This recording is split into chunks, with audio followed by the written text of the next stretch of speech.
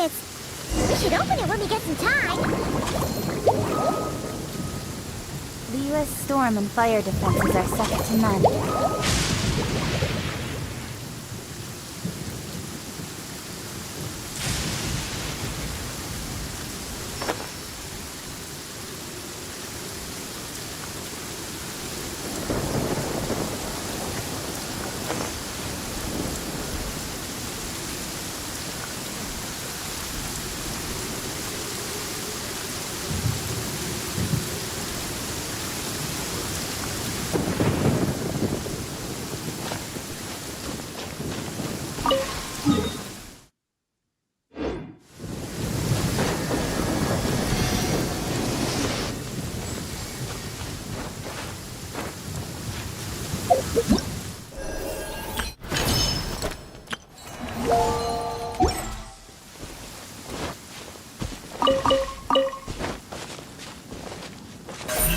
Speed of light! Hey!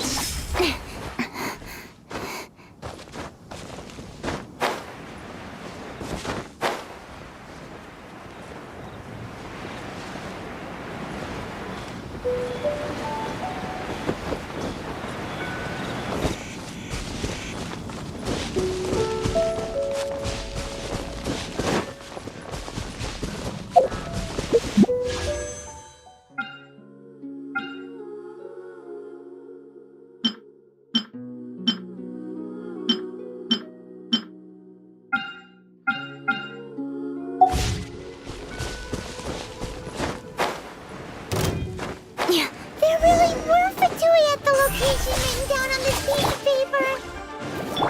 And they look really mad at us, too.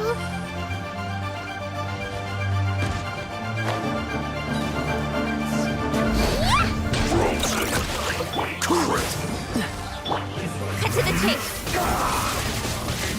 Don't blink. Hey! Take cover. It's time for a flash for a shield to the foe. Incoming. Look, a rainbow. Stay right there. Dodge this. Let's not waste time. This. You're not going anywhere. Let it rain. So Don't blink. Nowhere to hide. Hey! cool it. This is bad. Go, go, Baron! This isn't good.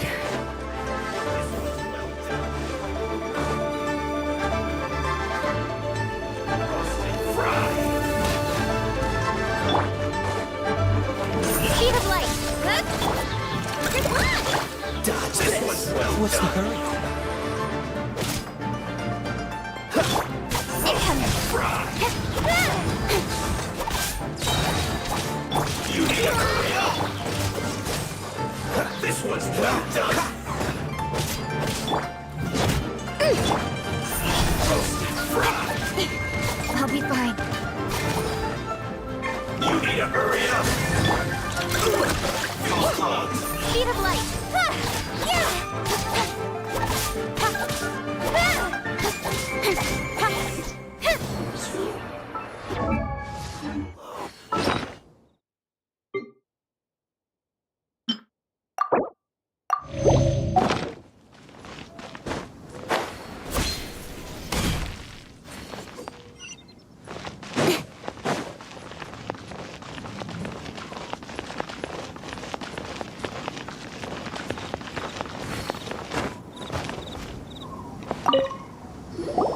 There are so many talismans here. And some stacks of blank paper, too. What are they for?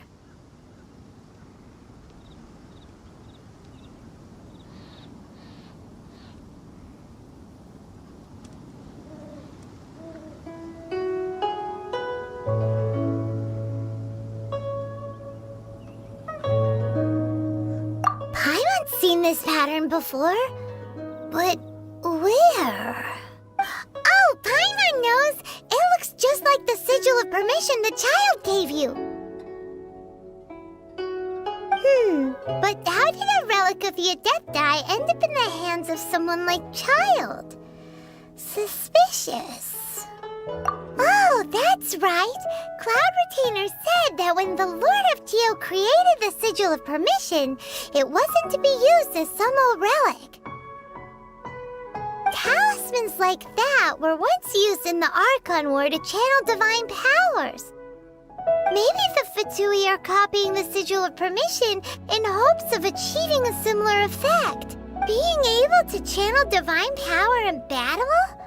Whew, that sounds pretty dangerous. And the plot thickens. We'll need to keep an eye on Child, that's for sure.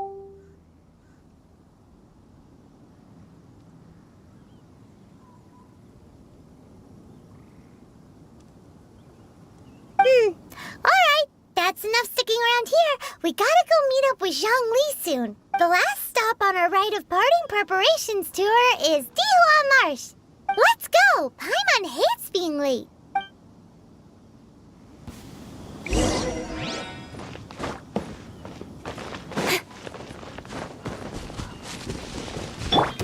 Don't get frostburned. Good luck! No one escapes my sight! Give me a go! Hey! Cut to the chase! Time to fulfill my duty! Yeah! Cool it. You on My this! duty at an end.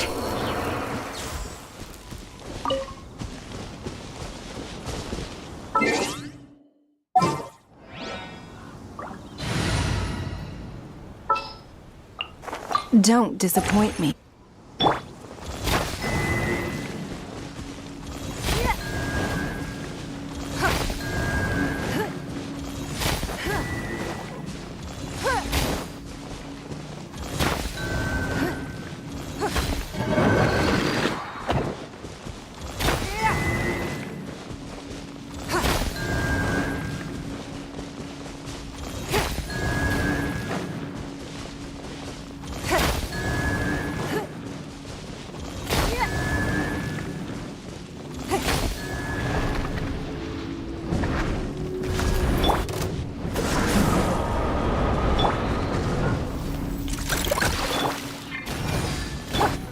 Speed of light!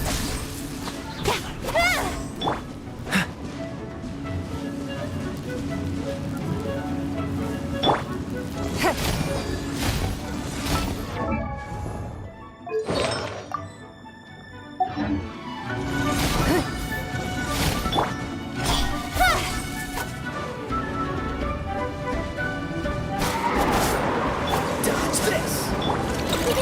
Go claw! Cheater! Cool it. Incoming!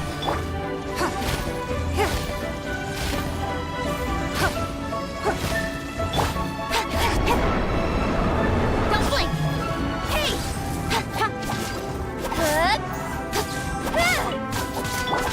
Freeze. Speed of light! That's everything. On to the next.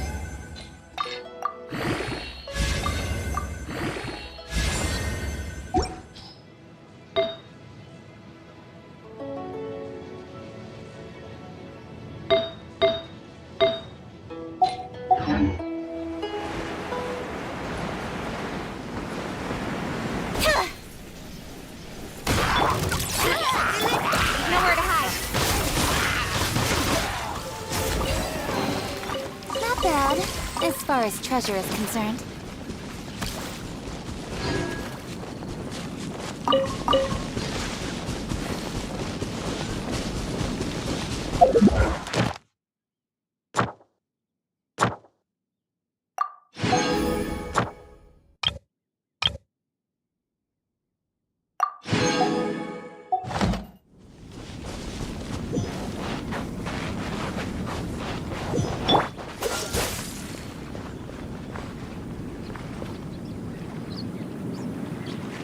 Dodge this!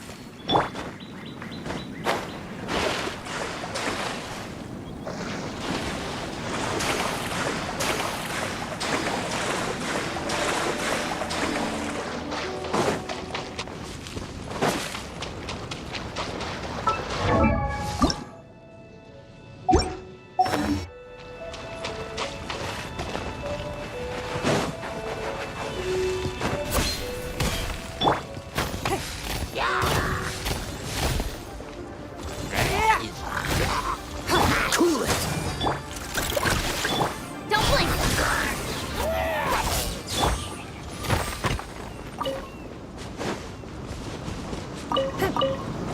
It's no. This moment will be frozen in time. Submit!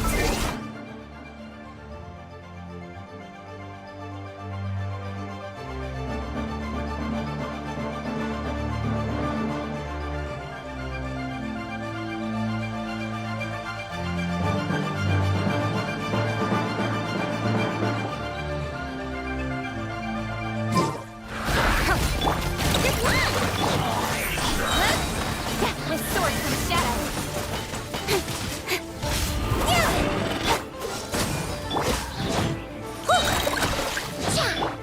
Speed of light. Give up.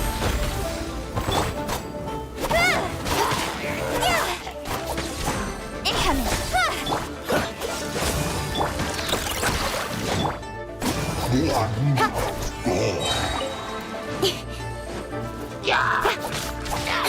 Freeze!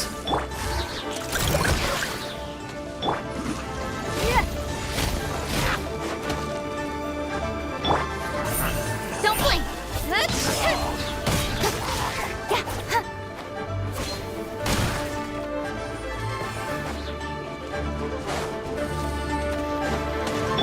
It's nothing. Dodge this! Not bad, as far as treasure is concerned.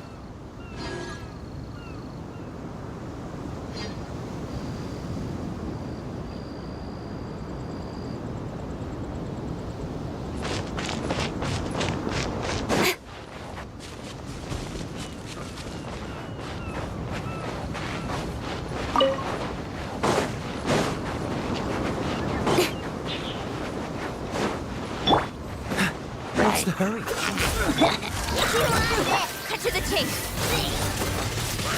Speed of light. You give, you receive.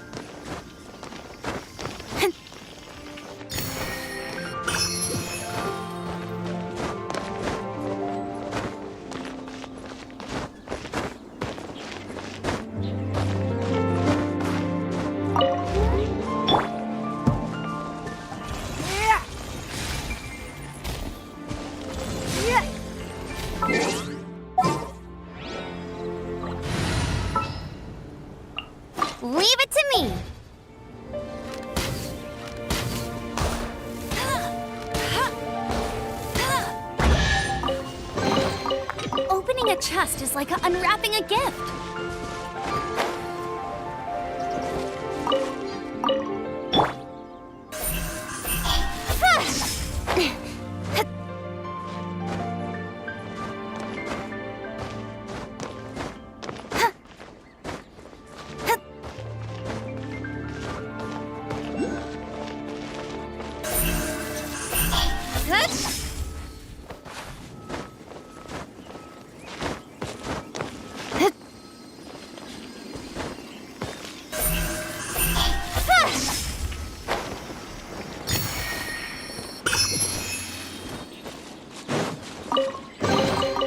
You give, you receive.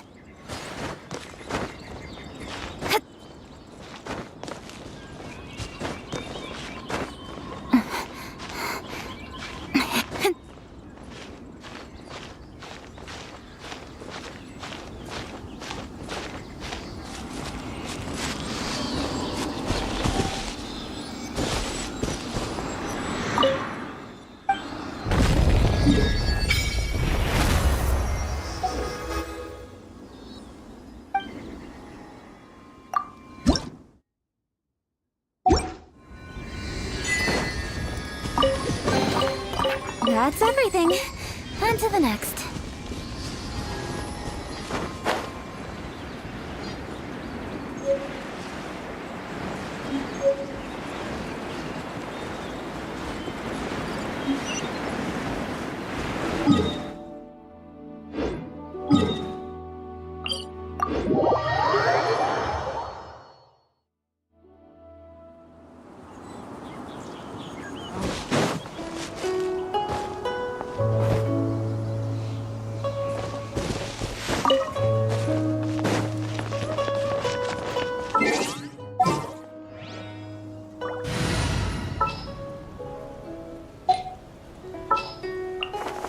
Don't disappoint me.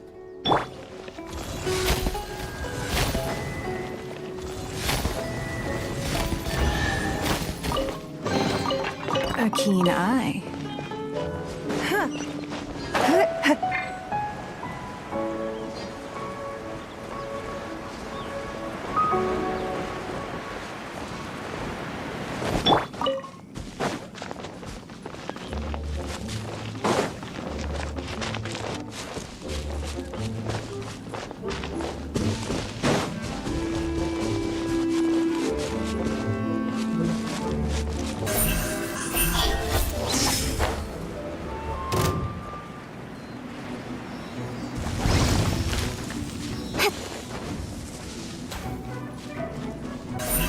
Incoming.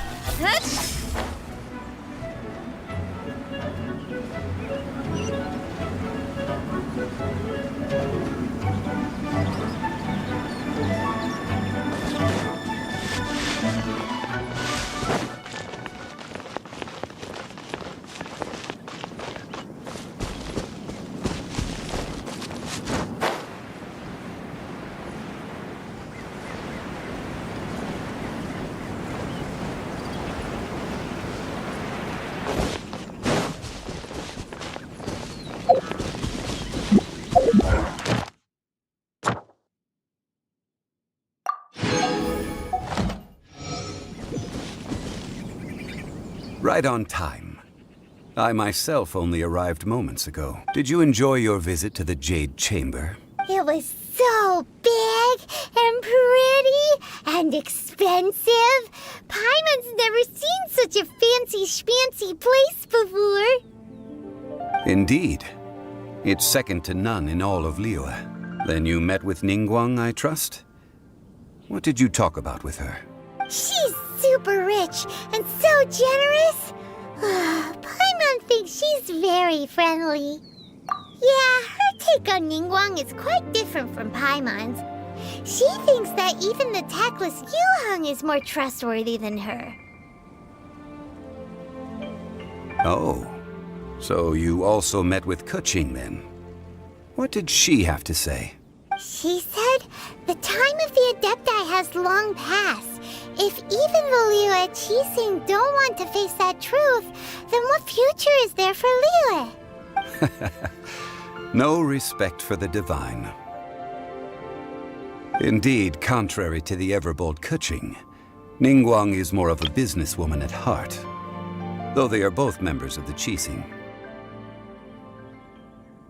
Although she's friendly, there's no way of clearly discerning her true intentions. Yes, she has only relied on herself to rise to her current position. No ordinary person could ever achieve that. It's said that she's the one behind the constant expansion of the Jade Chamber. It's the second most important thing to her. Even if she ever gave up the position of Tianquan, she would never give up the Jade Chamber. The Jade Chamber is only second. What's the most important thing to her, then? Why, Mora, of course. All Ningguang talked about was the Fatui this and the Fatui that.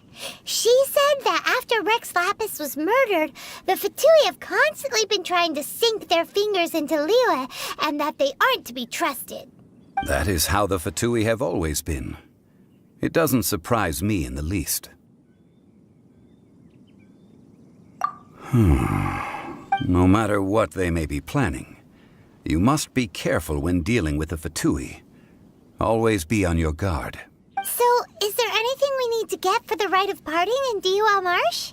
Yes, as a matter of fact, there is.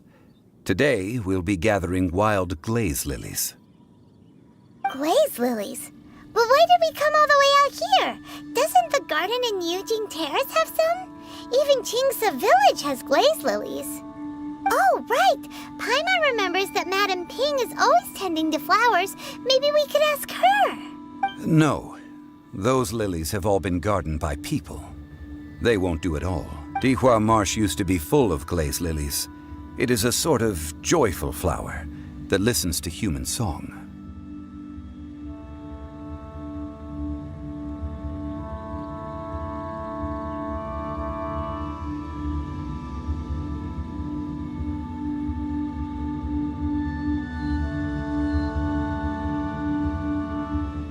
Before the Archon War, Dihua Marsh was all dry land and fertile soil.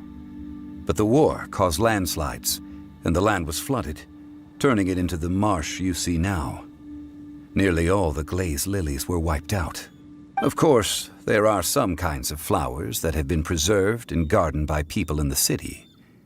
But very few people know that glaze lilies may still be found in the wild. Wild glaze lilies have the strongest fragrance. If we want to follow the true tradition of the rite of parting, we must grind up the wild lilies and place the powder in a censer of everlasting incense. But I'll need your assistance in gathering these flowers. That's correct. Your singing will surely bring out the strongest fragrance from the flowers. So how good is your singing? Really? Why doesn't Paimon believe you? We'll only know once she starts singing.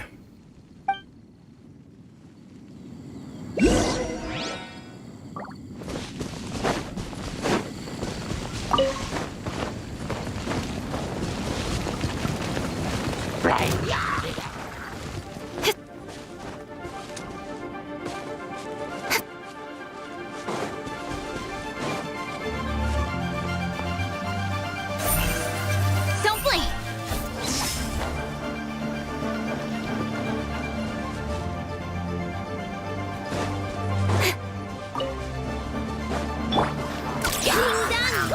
Your life is mine. Give up. Speed of light!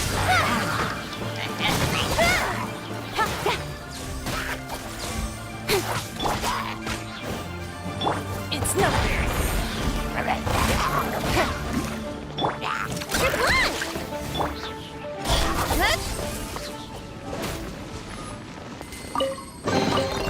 You give, you receive.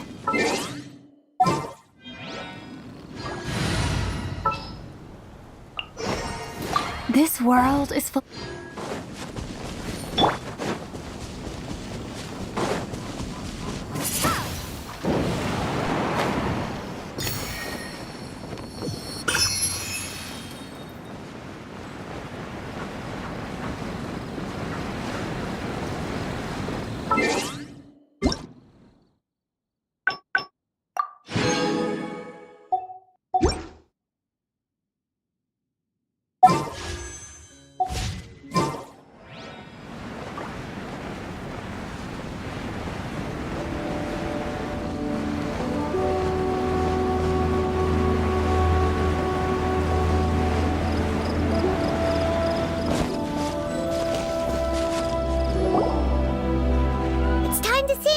Whenever you're ready.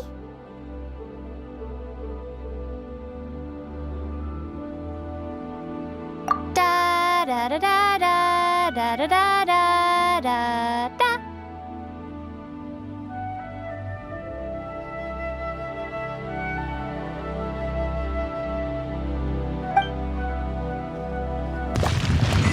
What happened?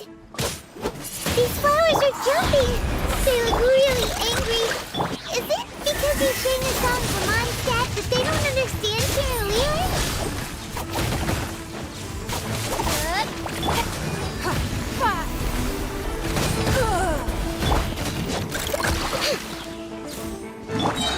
Sheet of light. Flash attack!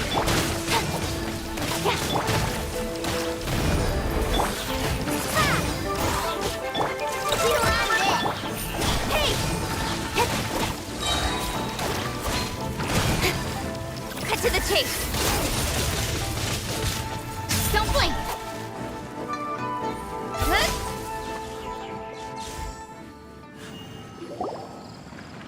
Those weren't glaze lilies. Glaze lilies wouldn't hit people. This little monster is known as a whopper flower. Strange. These petals look interesting. The glaze lilies used as a disguise were buried with the whopper flower for too long. The result seems to have surprisingly potent medicinal value. Let's collect what we can of these petals. Well, that's nice and all, but will those petals be useful for the rite of parting? Unfortunately, no. That's so lame. Excuse me.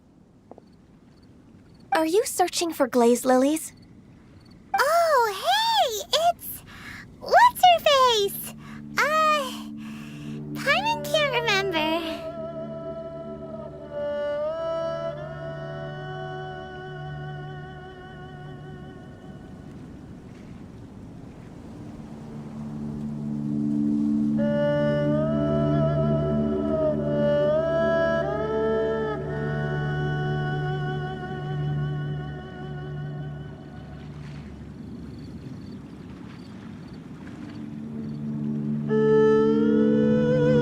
Yangu?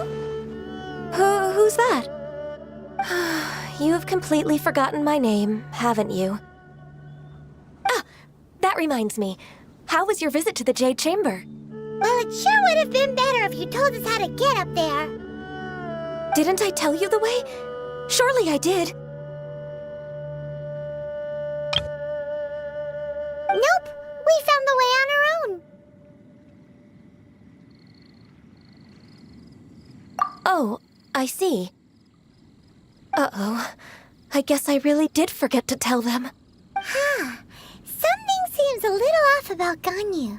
She's acting different from the first time we met.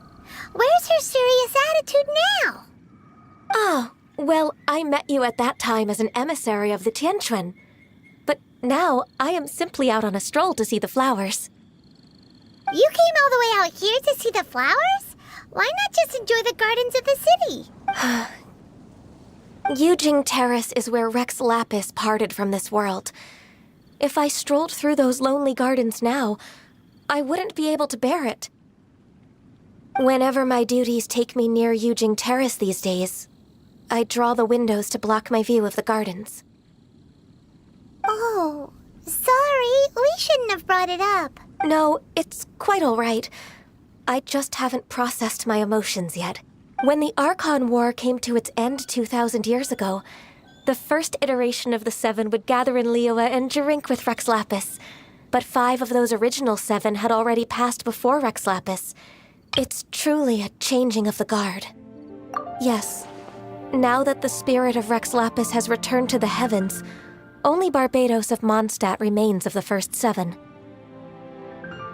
The other 5, including Inazuma's Raiden Shogun, are no longer the same friends from 2,000 years ago. Of the current 7 Archons, the youngest is Sumeru's god of Dendro. She is merely 500 years old, whereas Rex Lapis was more than 6,000 years old at the time of his passing. This means that Liyue had been under Rex Lapis's rule from the moment it was first founded 3,700 years ago. the city has never had to bid farewell to its deity.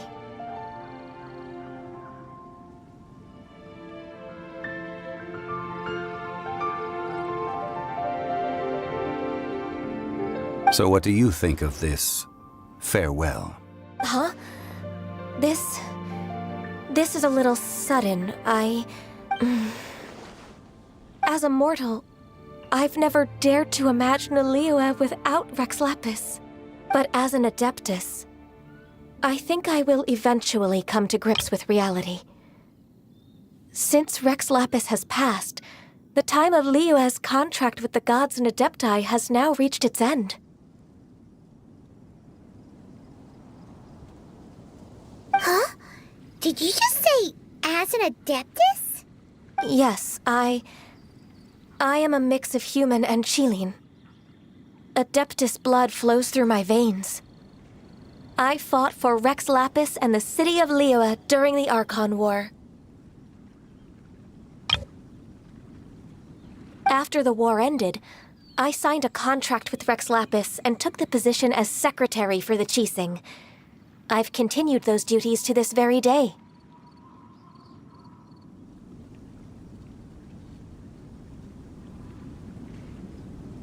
Well, let's save that conversation for another day. You say that you are here looking for glaze lilies? I also know where wild glaze lilies can be found. See, I've just picked one myself. Here, you may have it if you wish. We dare not refuse it. Oh, so did you sing a song before you picked the lily? Indeed, I did. I know this tradition well. In fact, I sang a local Liyue ballad to it.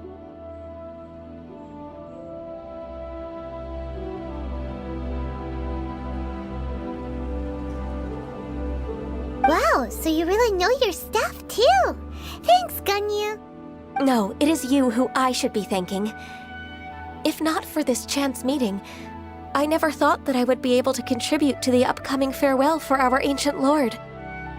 If you would excuse me, I should return to my work now. Good luck. And that just about does it. Our preparations for the rite of parting are mostly finished. Given the ease of picking glaze lilies, I think this was a fitting end to our tasks, in more ways than one.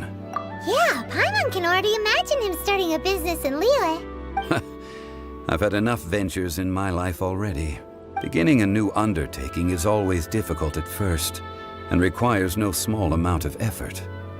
And once business is at full steam, the stress of it all only wears away at you over time. So you must be careful to take the time to step back and re-examine yourself. If left unchecked, the wear and tear on your heart may go well past mending. Wow. See? Zhongli sounds like he's already seen it all. Alright, I think it's about time we head back to Liyue Harbor now.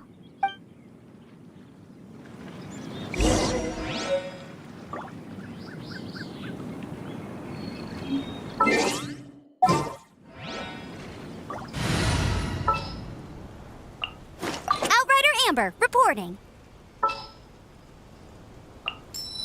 Oh, I'm looking...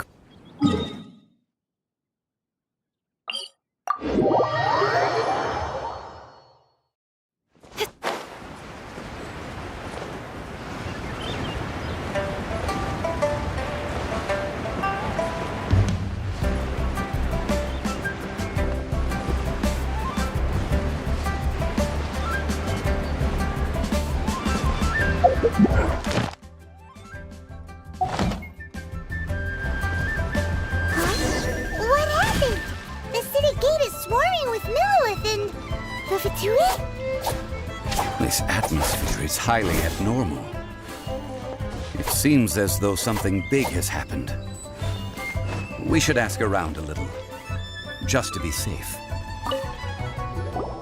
Ah, you're the consultant to Wengsheng Funeral Parlor. Mr. Zhongli, I presume. The Millilith are watching our every move now. These are desperate times. We mustn't act rashly. Desperate times? The Adepti of Joyun Karst are finally on the move. Do they intend to exercise force? Most likely. I've heard that some members of the Qixing have already gone to meet them. Well, I say meet, but it's more like they're attempting to stall the Adepti outside the city. However, both sides were quite obstinate and hit an impasse. It seems inevitable, given the current situation. The Adepti do not acknowledge the Qixing. They only acknowledge the contracts of the Geo-Archon. If the two sides come to blows, Liyue Harbor will be in no position to stop them. Surely the Liyue Qixing are not the sort to give in so easily. Their boneheadedness is known throughout the lands. Yet it's because of that obstinacy that mortals and Adepti are now on the verge of conflict. And what now? How is it that the Fatui have come under fire? That's all Ningguang's doing. She proclaimed that in these tumultuous times, the Millelith must rein in the actions of the Fatui. Only now do they want to start keeping tabs on us? That's the Qixing for you. Anyway, Mr. Zhongli, you're one of Child's close associates. Please understand that your actions will reflect on us. Don't let anyone catch you off guard. It looks like things are about to boil over in Liyue Harbor.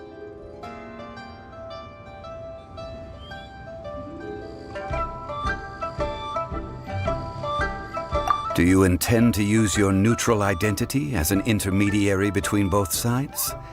Or will you use your sword to turn the balance? Neither path is an easy one. Oh, by the way, Mr. Zhongli, we've heard that the Wangsheng funeral parlor has also been caught up in all of this. They're currently squaring off with the authorities at the gates. Things are taking a turn for the worse. I'm afraid I must leave now to handle things back at Wangsheng funeral parlor. I hope that Master Hu has been able to keep things under control for the moment. Consider your next course of action carefully, Traveler. If you're trying to prevent an explosion, it may be wisest to look for the fuse first.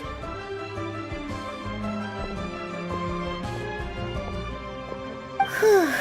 Having connections with the Fatui seems to be quite the double-edged sword. So what does Zhongli mean by looking for the fuse? Oh, Paimon gets it! If there's anyone that wants to see the whole city turned upside down, it's definitely him! He must be waiting for the moment when no one is watching to do something really bad. But where could we find him now? Where would he go at a time like this?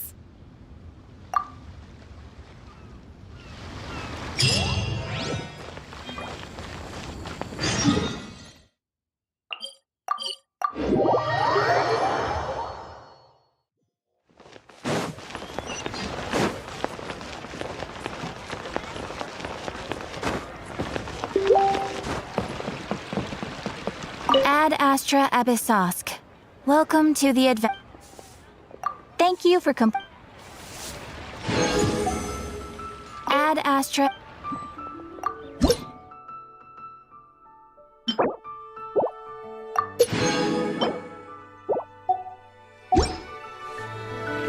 Ad Astra.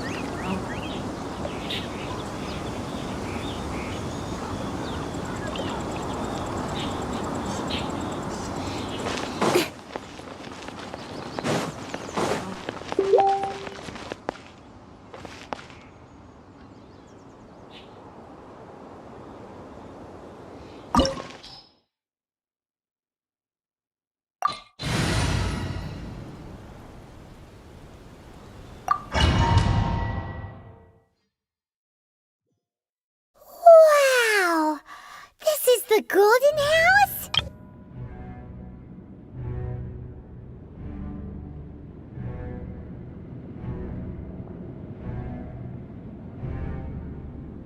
It looked impressive enough from the outside, but who would have guessed that it was even fancier on the inside?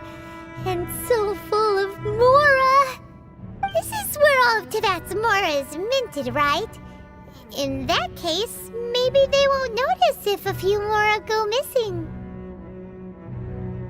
Oh, so it's a trap! Tricky, tricky.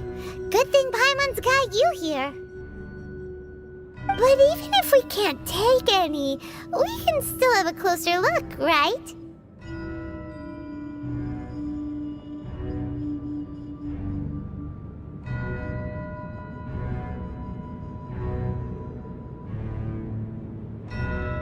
Or better yet, take a nap on top of a mountain of Mora. It's like a dream come true.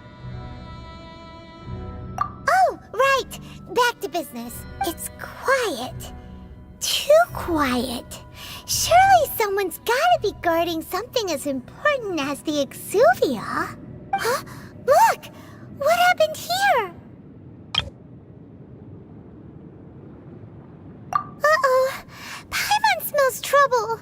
Quick! We have to go make sure that the Exuvia is all right.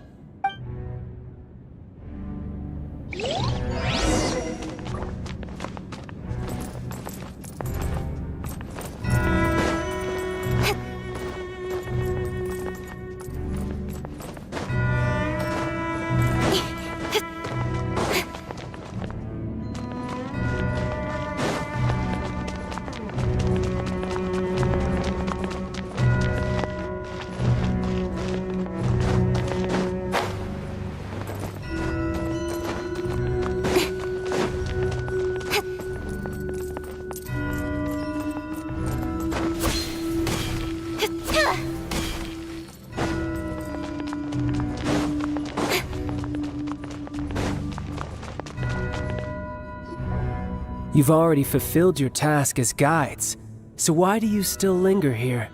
Haven't you already seen enough trouble for today? Huh?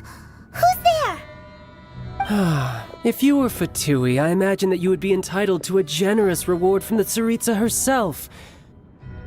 But now, you're nothing but dross, and you're in my way.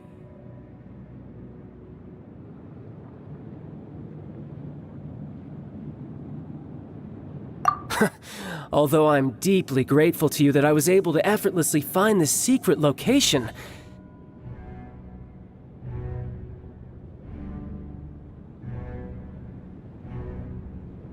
Don't you think that trying to stop me now would just be wasted effort?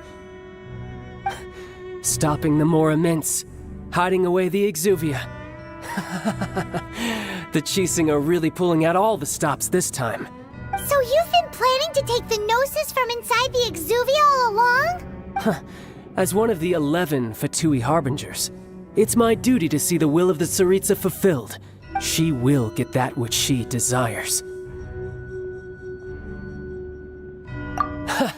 I'm not asking for your blessing, and there's nothing you can do to stop me anyway. The time for discussion and diplomacy has already passed. I mean, if it were up to me, I would have skipped that stage to begin with. But I'm willing to do as the Tsaritsa deems fit. Either way, we now come to my favorite part. A simple pleasure, and one that I am oh so delighted to be sharing with you. The battle. Battle? So you're the type that goes looking for trouble, huh? You could say that. When Signora offended the deities outside the cathedral in Mondstadt, she swiftly left the scene once her mission was accomplished. Instead of confronting you directly, she chose to rely on the snow and ice to make her escape. She wouldn't want the knights to come running towards the sound of battle now, would she? When she faces a worthy opponent, she will prioritize her mission, weigh the outcomes, and consider the consequences of her actions. But as for me, the greatest pleasure of being a Harbinger lies in crossing blades with strong opponents. We won't let what happened in Mondstadt ever happen again! Oh, so you intend to fight me? Good. I won't kill you, Traveler. I'll just play along, to feel the thrill of battle. Besides, you could never defeat me, not even in your wildest dreams. But hey, try to relish the fight anyway, because if you ask me, without that, what else is there? Fighting talk, I love it! Now let's see you live up to it. This chance is hard to come by, so show me all you've got. So very few ever get the chance to square off with the Fatui Harbinger. So come now, amuse me, and don't you dare disappoint. How unbecoming.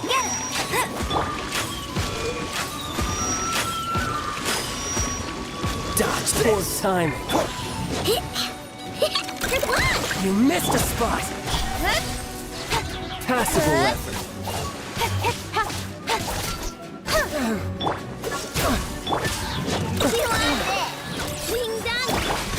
You're wide open. Speed of light. Not bad, not bad. Guess I should take you more seriously. Good. No wonder Signora was so wary of you. Well, that just means I can go all out. Brace yourself. This is about to get tough. Now, show me what you can do against the might of a Harbinger. No escape. Freeze! Don't blink. You've got some skills.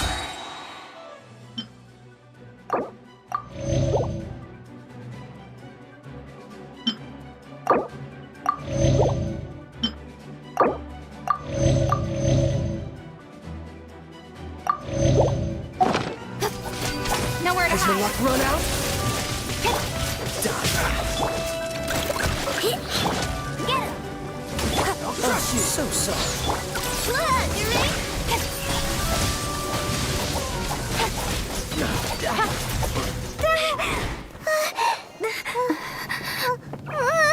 Not bad. Your swordsmanship is quite impressive. But that's about as far as you'll get.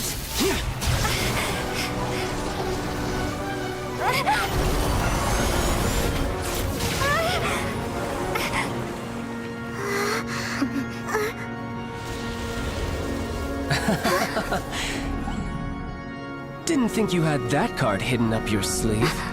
You were just playing us to get close to the Exuvia!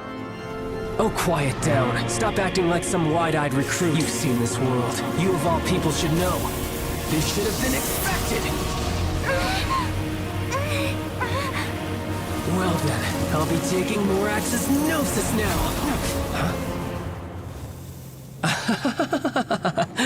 I see. Well, this is most unexpected.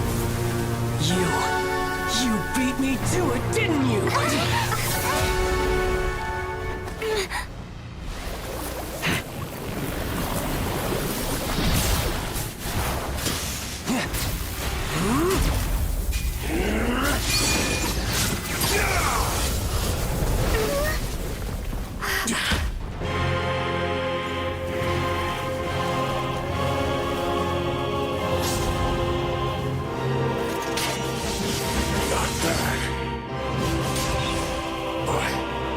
This is going to cost you!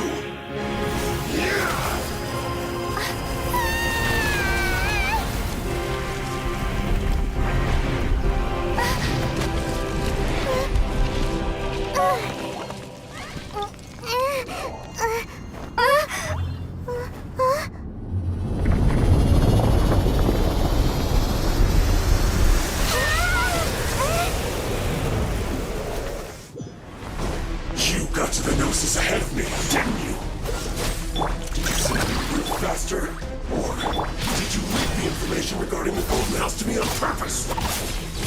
Together, hand the Gnosis over, now! Don't make me take it from you! Really, take it?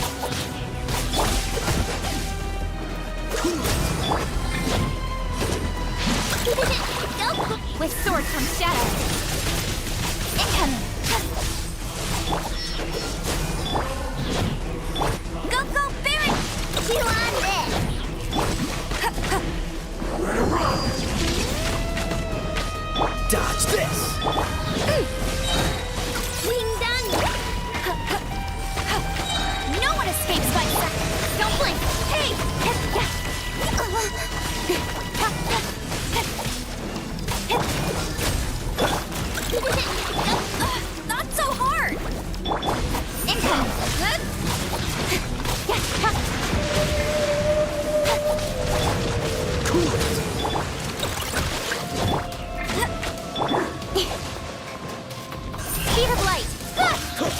Frostbite. Nowhere to hide. Don't blink. Hey!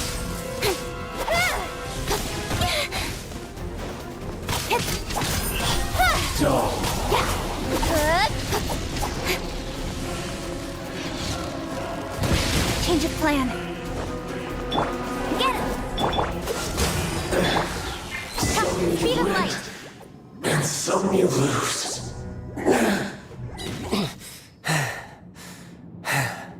Look! Child's back to normal again! Well then, time to cool off. It seems the burden of the foul legacy transformation was too great for my body. I lacked the opportunity to think this through. And now that I consider the matter more carefully, you never had any chance of beating me to the Gnosis. You had no connection to the Gnosis, no matter where it had been taken. That's what we've been trying to tell you! We didn't take it!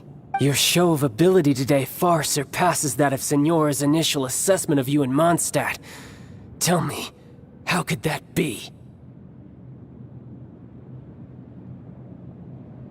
You already know the answer, don't you? I can see it in your eyes. But if that is a secret you wish to keep, I guess I'll just have to curb my curiosity. This battle has already left me satisfied. Anyone who strives as I do to grow stronger shall be called a friend, even if our friendship can only be shown in battle against one another.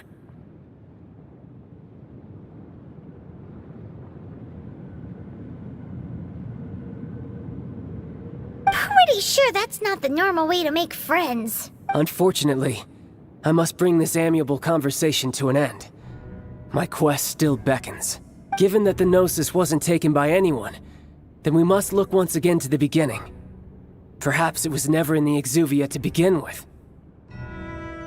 In fact, it might be that the Exuvia was just a diversion of sorts. What? So you mean that... Yes, it appears so. Interesting to say the least.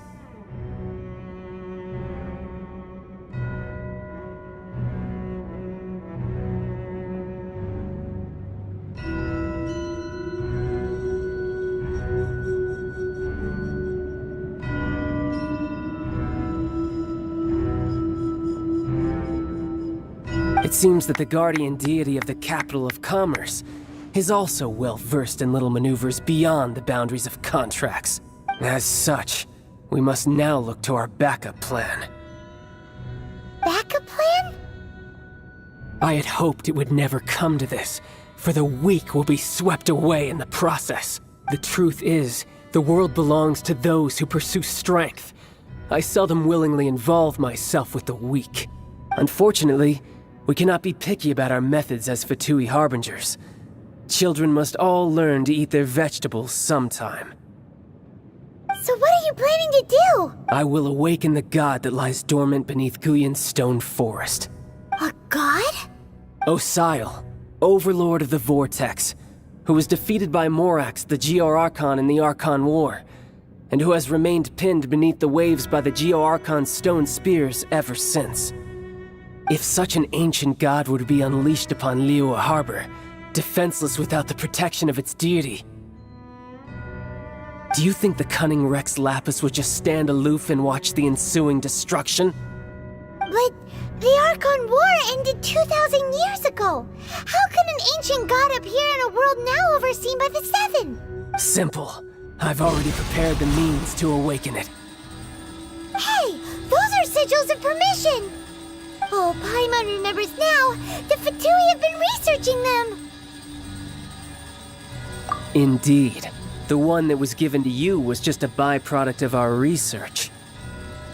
With the power of so many sigils of permission concentrated in one place, along with that which was bestowed upon me as a harbinger by our Tsaritsa, breaking the subduing might of the Geo-Archon spears for a time should be no obstacle. Using the powers of ancient gods in such a situation fails to interest me, and is largely against my principles. But knowing that such an action will not only force the Geo-Archon to show its hand, but you as well, that makes matters a little more intriguing.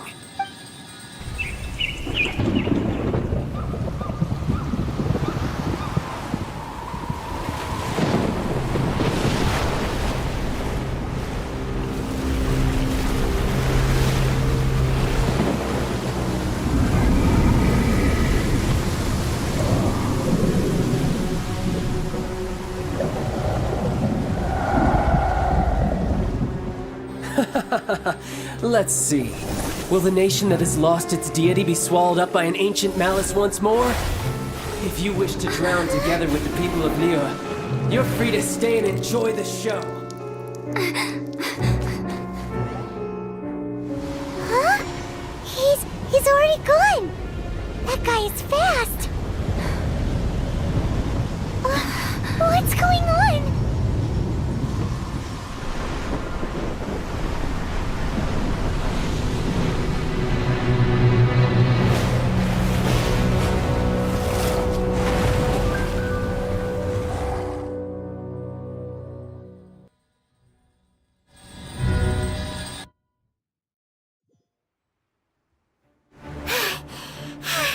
Paimon's exhausted.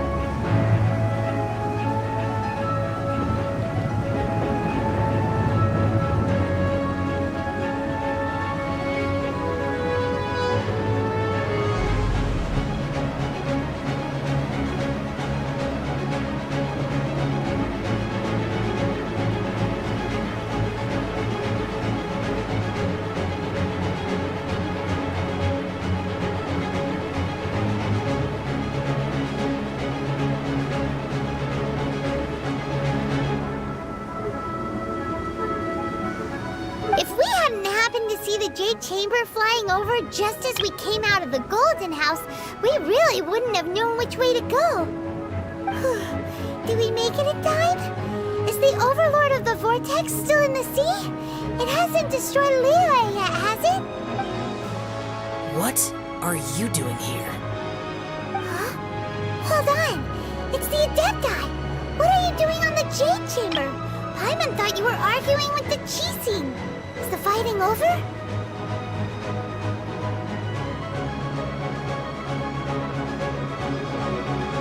Faced with a calamity of such magnitude, we have agreed to put our differences aside for now and unite against this common enemy.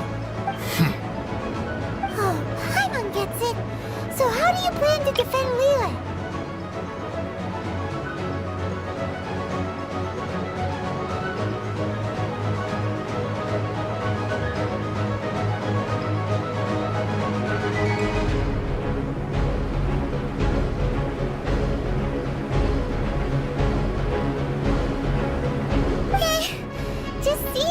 Overlord of the Vortex guy puts a pit in Paimon's tummy, even from all the way out here.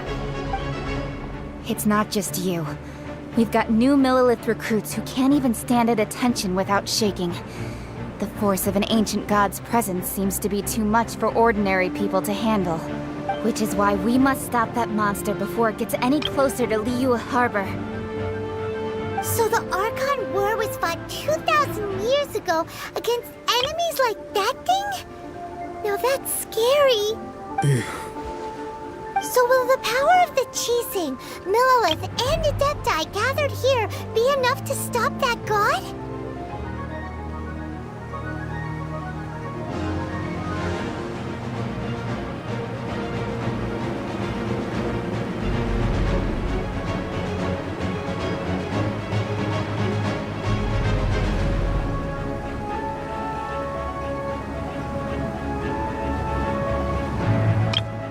We've already discussed this together, and our conclusion is not necessarily. What? But all of you are supposed to be the guardians of Liyue. Can't you think of something? One certainly could. Huh? The Chi Sing did once research the matter of the Guizhong ballista when it piqued their fancy.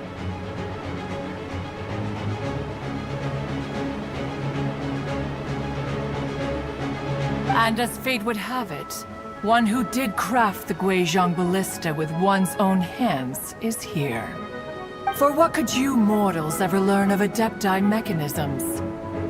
Yet, it would take one, but a little tinkering to turn this ballista into an engine of war beyond your wildest thoughts. I suppose this is one blessing from the Adepti that we should be thankful for. So be it. We shall use the upgraded Guizhong ballista to fight off that god. All the Adepti here can lend their strength to man it. We haven't a moment to spare. Our battle begins now. Yep.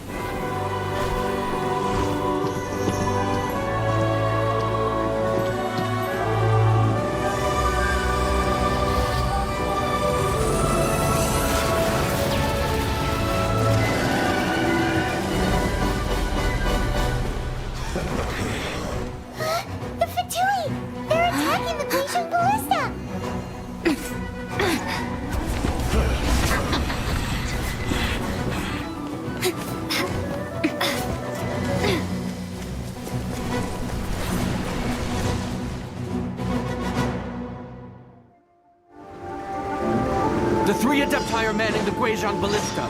Do not let the Fatui disturb their work. All able Millilith, with me! Let's go help too! We Adepti have not faced a god in several millennia. Let one see what you are made of then. What strength remains within you. What wishes to witness.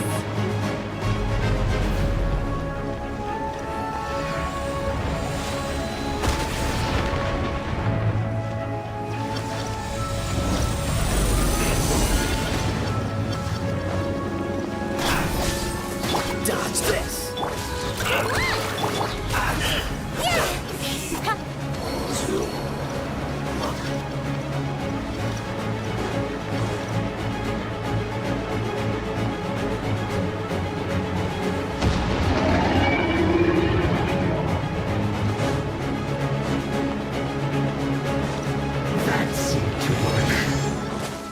Don't blink! Miscalculated.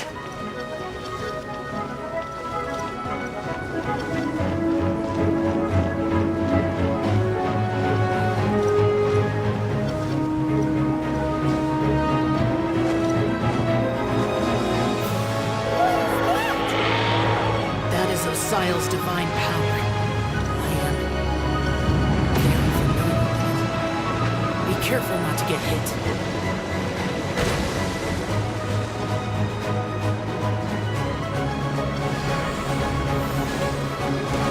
The Fatui! Their attacks are unrelenting! How dare you. Snezhnai's diplomats will answer for this afterward. Every last one. Don't blink! Hey! End this quickly! The ancient god's attacking again! There are so many things to do! We can't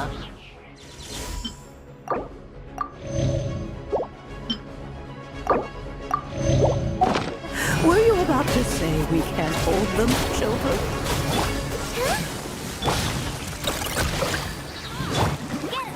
Don't lose heart. Here, take this. That's energy! That light from your body, it's like that time in Julian Karst! Wow!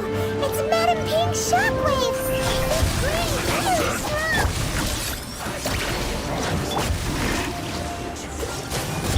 No one is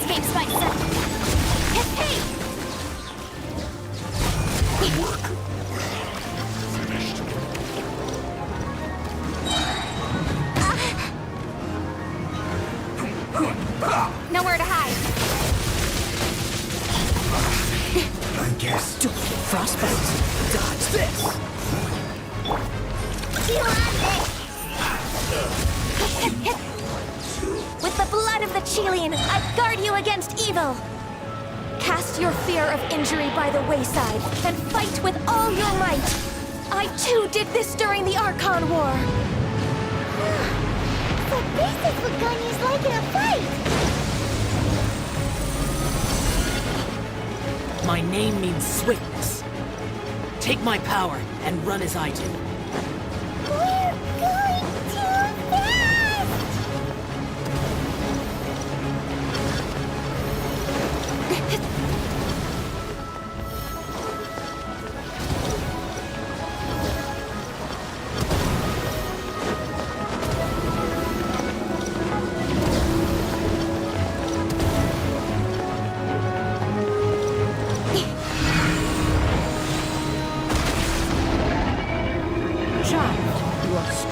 Body and spirit. Perhaps you can withstand 3 forms of adeptal energy at once. This will hurt a little. Please bear with us. Once you've adapted, try to use them in battle.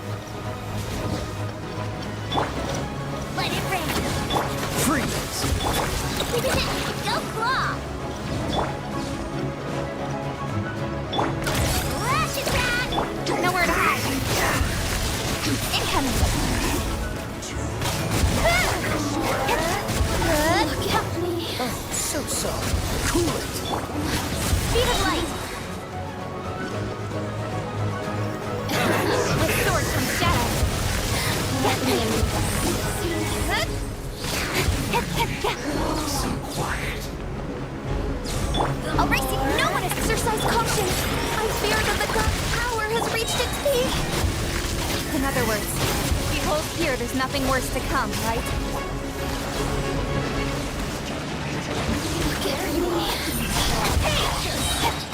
Frostbite. Nowhere to hide. I guess this is it.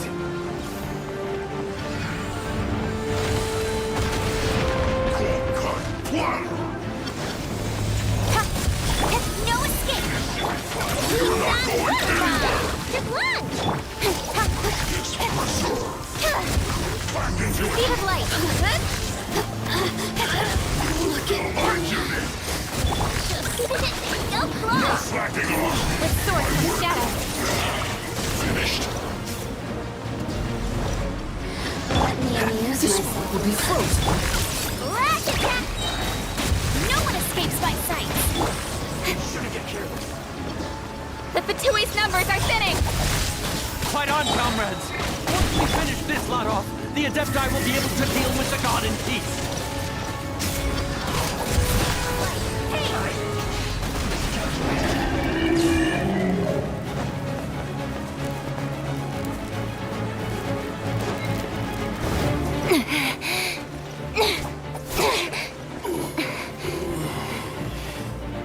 The interlopers are no more. Now we may commit ourselves fully.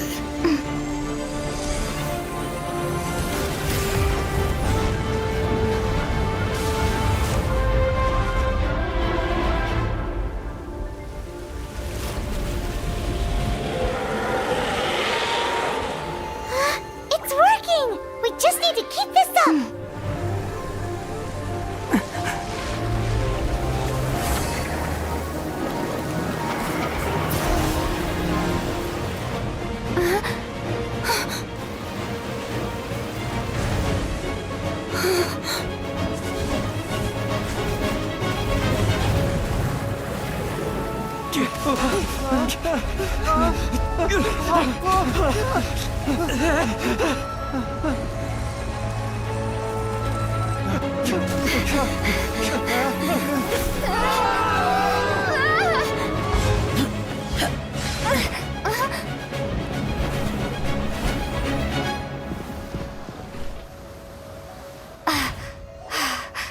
Be careful now. The Guizhong Ballista is destroyed. Without its covering fire, retaliation shall be difficult. But the Jade Chamber is our last line of defense. We can't give another inch, no matter what. I have another idea. What do you mean, Lady Ningguang? I'll sacrifice the Jade Chamber. What is the meaning of this? understand. Traveler, lend me a hand. Farewell, old friend. Goodbye for now. Let us meet again in the future.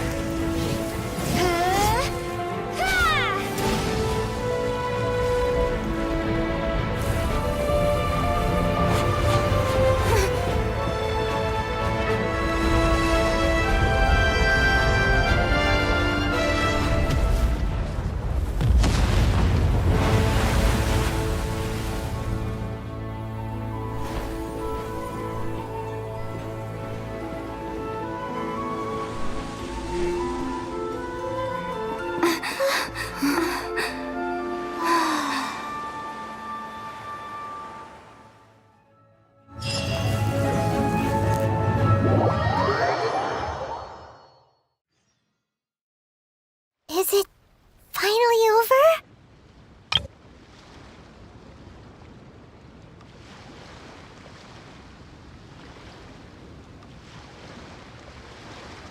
The ominous aura of that monster has indeed begun to fade.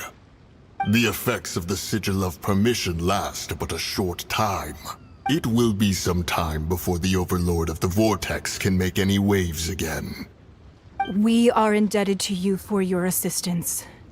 If the Adepti hadn't happened to be here, the future of Liyue Harbor would surely have been in great jeopardy. Save your flattery. We didn't just happen to be here.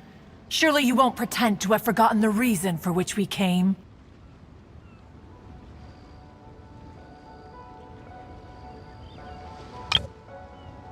Come now. There's no need for such harsh words, Cloud Retainer. I've heard that when Ningguang began learning to do business, she had already started setting aside part of her then limited income in preparation for building the Jade Chamber. At first, it was only the size of a small room, but with continued expansion, it has become the palace that lies before you now.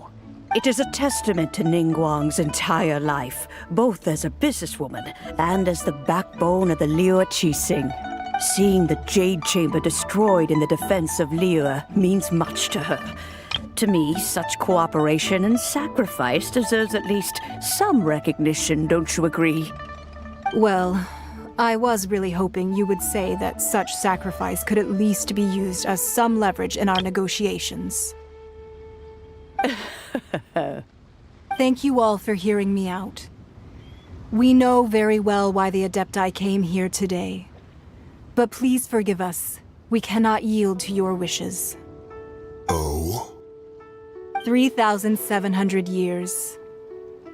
According to our records, the Adepti signed a contract with Rex Lapis to protect Liyue 3,700 years ago. Even to this very day, Liyue and its lands have stood the test of time, immovable as stone, just as it was thousands of years before. This is truly no small feat. But that does not mean that the Liyue of today is the same city as it was all those years ago.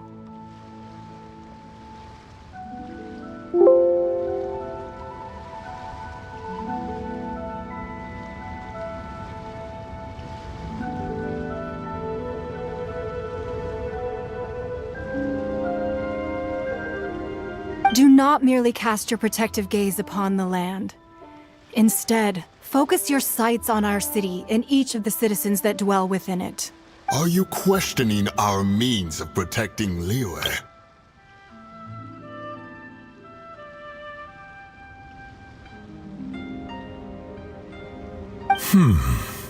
I mean no offense. I simply hope that our Adepti forebears would see Liyue in a new light. Forebearers, you say? One doubts you would be fit to be part of such a lineage. This morning, Rex Lapis appeared to me in a dream. What? In the dream, I yearned to tell him that we Qixing, though mortal, are equally bound to the contract. Each passing generation of the Qixing leaves many things of value to be inherited by the next generation. I also thought to tell him How the past generations of Qixing had strove under his rule to survive in our mortal world, establishing a network of contracts which has since come to be known as trade. But I dared not speak. I could only gaze at him in silence until the moment I awoke. Oh, Ningguang. Yet another perspective. What are you trying to say, Outlander? Right! That's something that happened in Mondstadt.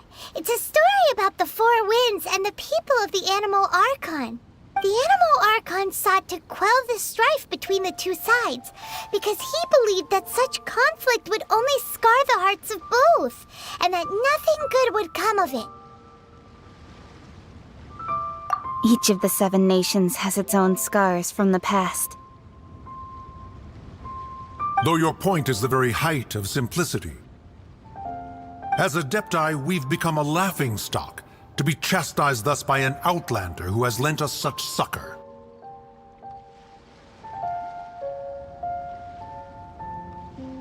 All right. Didn't Ningguang suggest that we should focus on the city and each of its citizens? I know I already have, so why not see for yourselves? I apologize for appearing in full armor. I am afraid I cannot show the proper courtesies. And who are you? I am Feng Yan, a sergeant of the Millelith. I have come to extend my thanks to the Adepti. I thought this battle would perhaps be my last. But thanks to the aid of the Adepti, our forces were not as badly battered as I feared we might be. Although I am a mere mortal soldier, I promise to hold the line and never betray the grace given to us by the illuminated Adepti this day. Huh? Why does everyone look so down? Didn't we just beat that big monster? Weren't you frightened, dear? It was quite the predicament.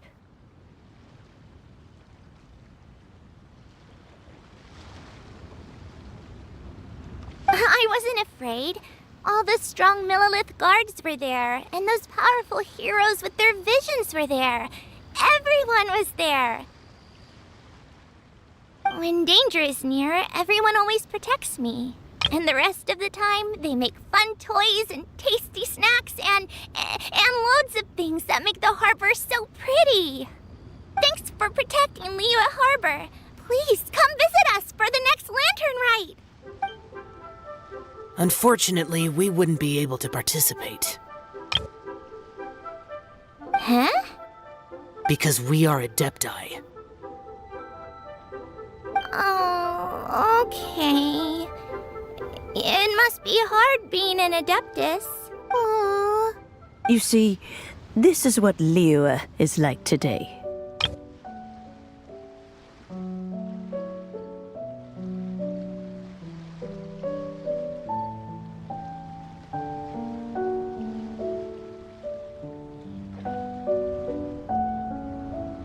The country of contracts is grateful to the Adepti for their protection, but it is no longer necessary for the city to rely on the Adepti's power to solve every little niggling matter.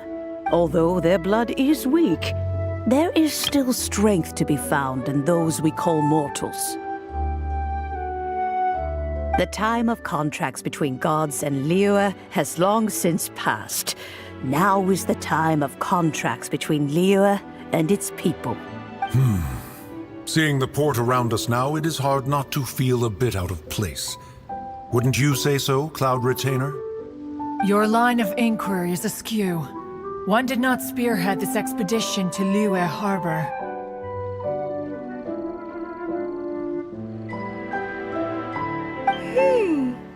Seems like the Adepti have had a change of heart. Let us return now. Eager to leave, Conqueror of Demons. Yes, one understands what the Conqueror of Demons means. The city of Liyue has changed much after our long separation. One fears that by the time one finally grasps the new contracts of Liyue, you humans would have once again changed the place beyond recognition. Fair enough. Away we shall, and return whence we came.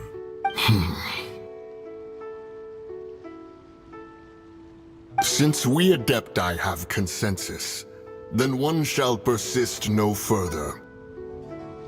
But how will we ensure that the Liyue Chising will not simply exploit their power once we depart?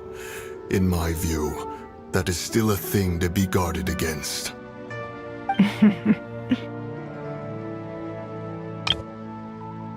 All right, Mooncarver, you needn't worry. It seems to me that this right of supervision is best left to the people of Liyue. Looks like the conflict between humans and Adepti was avoided. All's well that ends well, huh? Oh, right! It's nice that we've got peace and all, but we're forgetting one thing. Child wanted to unleash the god so he could lure Rex Lapis out. But we were able to handle the Overlord of the Vortex on our own. So Rex Lapis never showed up. Oh, and speaking of that, don't we still need to get to the bottom of that Archon's death, too? Hyman doesn't get it. But isn't the strongest lead we have the Adepti-less rite of parting that we're organizing? No idea where Zhongli's gone. Let's ask for him at Wangshen Funeral Parlor.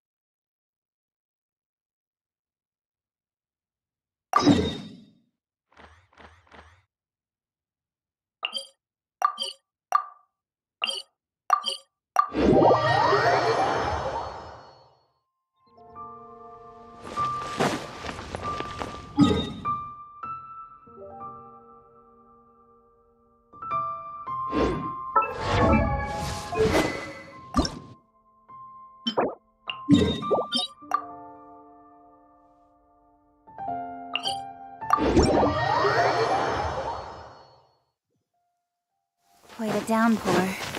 Nothing will get done until it clears. Don't blink!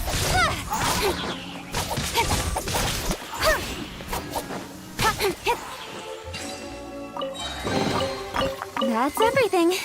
On to the next.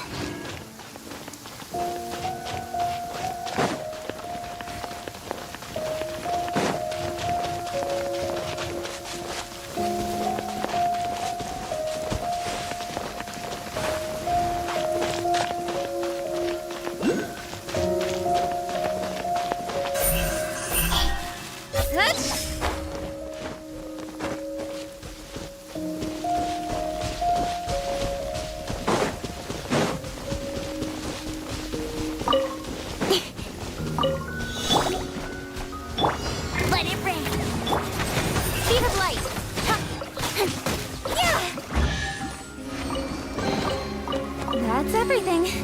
On to the next.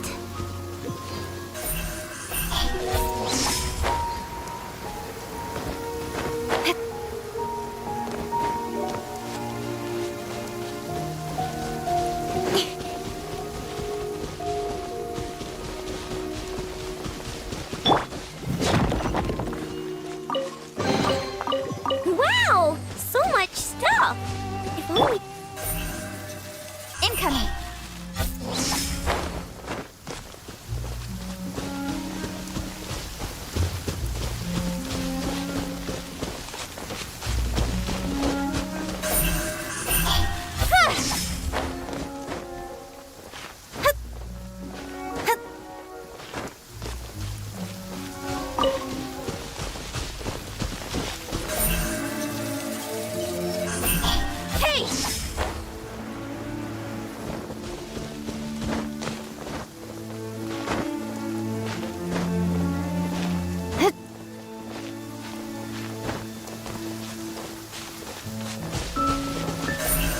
Speed of light!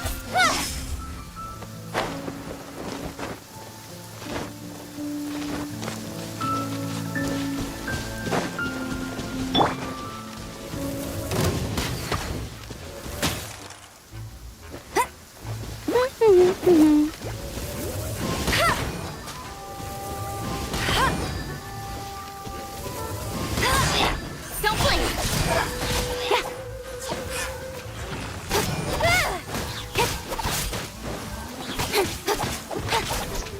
Incoming!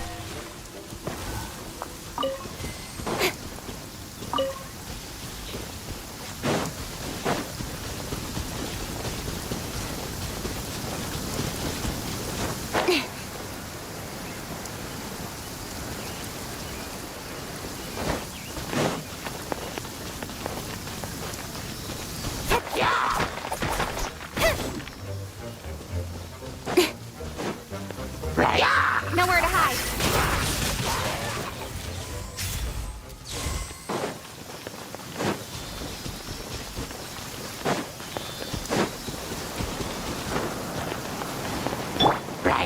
Frostbite. Speed of light. That's everything. On to the next. Huh. Incoming.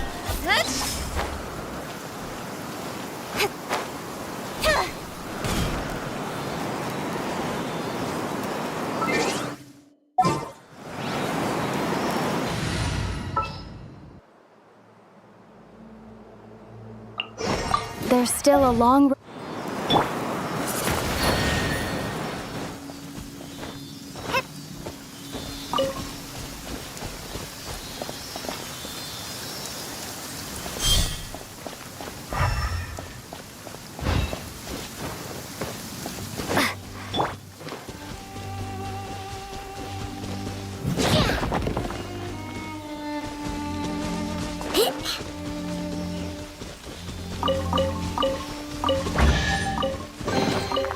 Let me see. Anything I can salvage?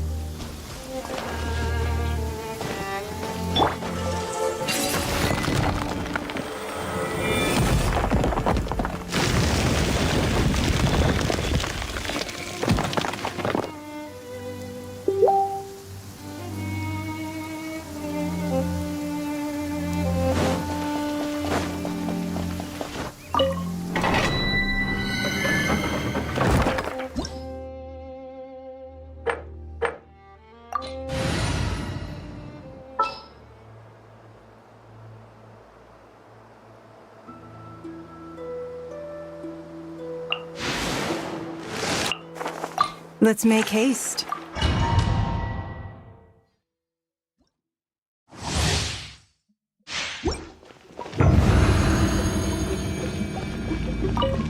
Don't waste my time. Get him! No escape! Don't blink!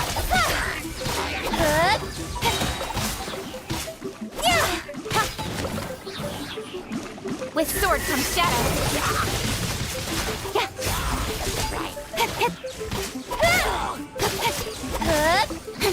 Submit!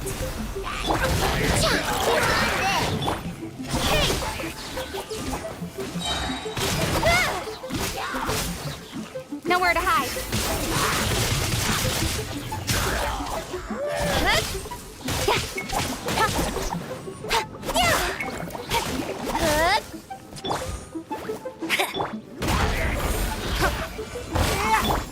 Incoming.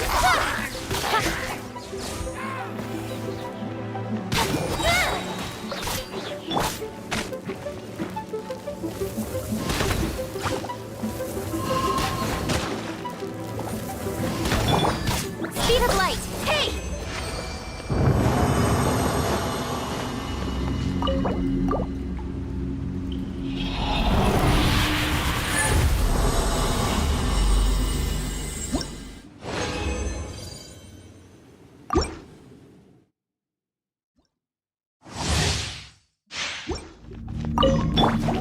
Let it rain. Give up. Your life is mine. Look, the rain. With sword comes shadow.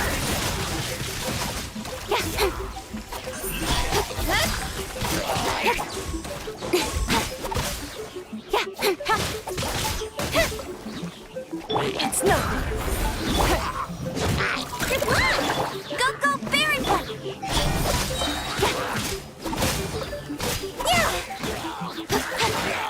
Cut to the chase. Incoming. No one escapes my sight.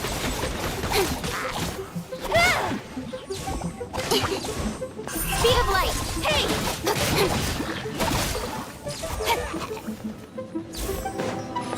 Submit! Incoming!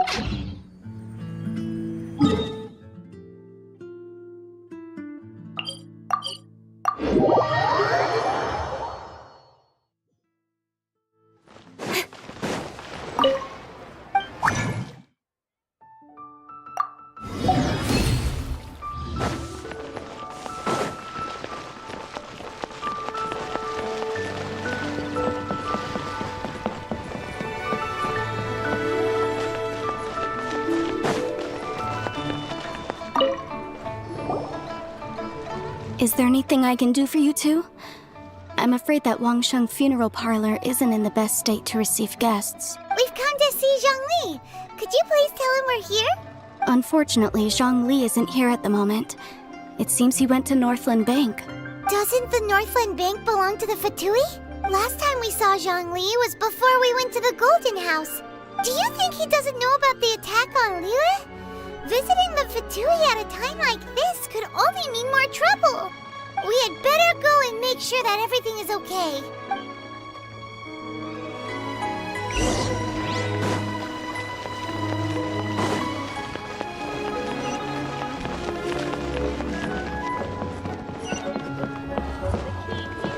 Bang! And with that, the fate of the Liyue Brotherhood was sealed.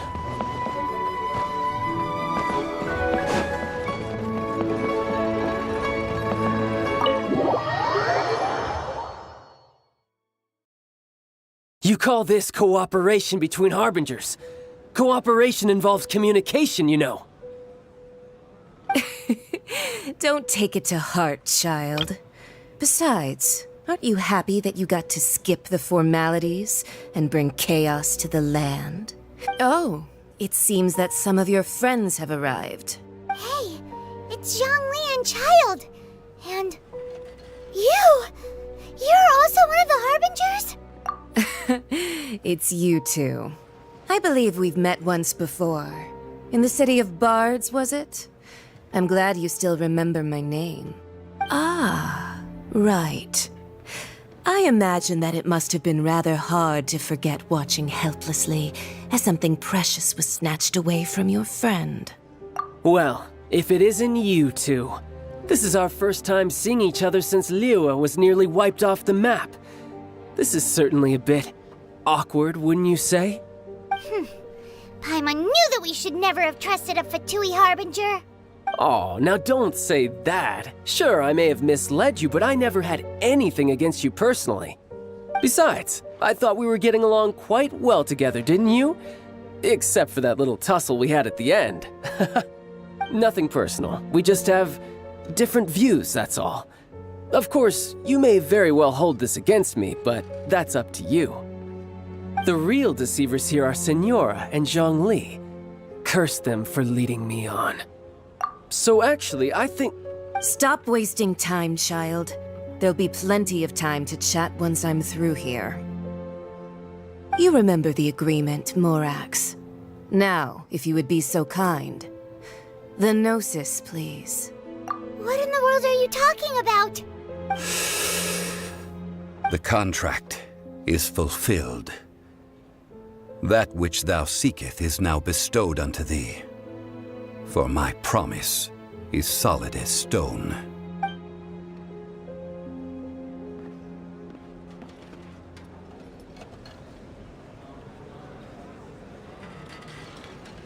How sanctimonious.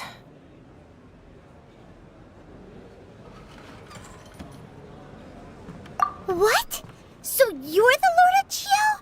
No, wait! That's an exciting twist and all, but why give the Gnosis to the Fatui? I do not give it for free. I give it as agreed upon in the contract. For it is a matter solely between the Tsaritsa and I. Yeah, you don't think you went a little bit too far with that whole fake death thing? Everyone was preparing the ceremony for you and splat! This big dragon falls out of the sky and all of Liyue goes into an uproar. Talk about a disaster. Gathering all the forces that had been bubbling behind the scenes, and then stirring them together in a pot that was bound to boil over. That's what he wanted to see, am I right? Wait, what? Perhaps it's best that I explain. As you know, I've dwelt upon this world for more than 6,000 years. It is now 3,700 years ago that I founded Liyue together with the Adepti. Even boulders that can withstand whirlpools will erode with the passing of time. I kept convincing myself that cracks had not begun to form, and that the end of my time had not yet come, until one drizzly day, as I was strolling along the harbor, I heard a merchant tell one of his workers, "You finished your duties. Go ahead and call it a day." I stood motionless among the crowds, asking myself, have I already finished my duties? Oh, Zhongli. But as I began to consider relinquishing my divine role, I soon discovered that many reasons still remained to not hastily depart. Was Liyue, the city I had dwelt in for so long, already prepared to enter its next age? I decided that a test was needed in order to reveal the answer. So I feigned my own death, and gathered the cast of Child, the Adepti, and the Liyue Qixing to play their roles together on the stage that was Liyue. That's right, which is why I continued to safeguard the Gnosis until now. So you mean that if the chaos ever reached the point of no return, you would simply appear and use your divine powers to bring Liyue back under control? Of course, and it would have been all too easy for him too. Just as a child quickly matures after losing their parents, so has Liyue matured when faced with the death of its deity. In the end, the resolution to all that has transpired was even more satisfactory than I could have hoped for. Take the Adepti, for instance. Owing to their years of seclusion, they were the least informed. Yet when faced with a crisis, they commendably showed the greatest amount of restraint possible. Not only did they manage to cooperate with the Qixing, but in the end, they even made efforts to understand the hearts of the people. Credit is also due to Signora, the emissary dispatched by the Cryo-Archon to fulfill our contract. At my request, she kept everything she knew in strict confidence. This despite the eavesdropping ears of her colleague, Child. This meant I could remain as Zhongli, even having the chance to fulfill the age-old traditions of Liyue in this mortal form. Thank you for joining me on this journey, traveler. All of these things turned out as I had planned. There is only one thing that I had not anticipated, and that was the conduct of the Liyue Qixing. I had expected them to do no more than the Adepti, to come to the defense of Liyue. But when all was said and done,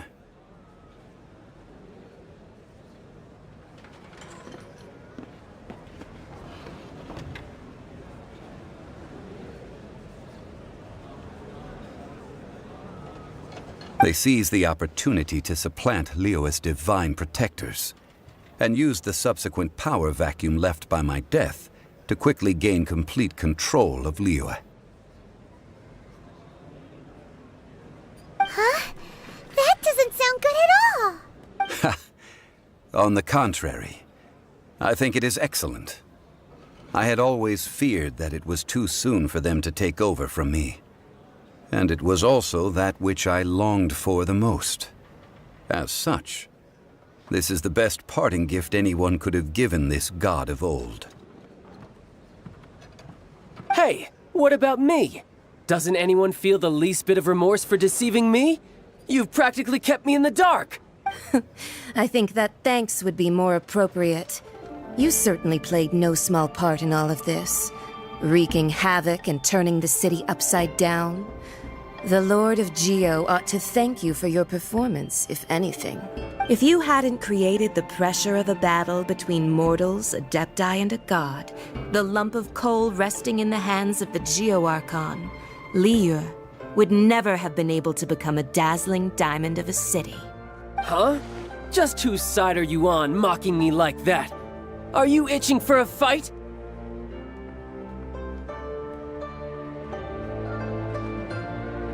Hey, haven't you learned the Liyue saying, don't always call it as you see it?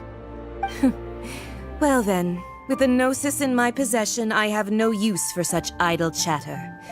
We should return to Zapoljarny Palace and seek an audience with Her Majesty, the Tsaritsa. Come, child. Fine. I'll meet you there later. I'm not sharing a boat with the likes of you. Do as you wish.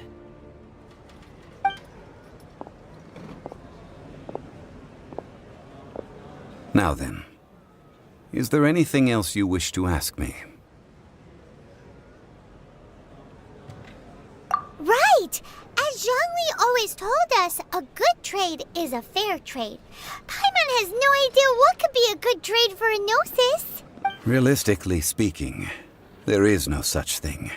Huh? However, I am the god of contracts. For thousands of years, I have made countless contracts. If the deal was of no benefit, then I certainly would not be inclined to agree to it.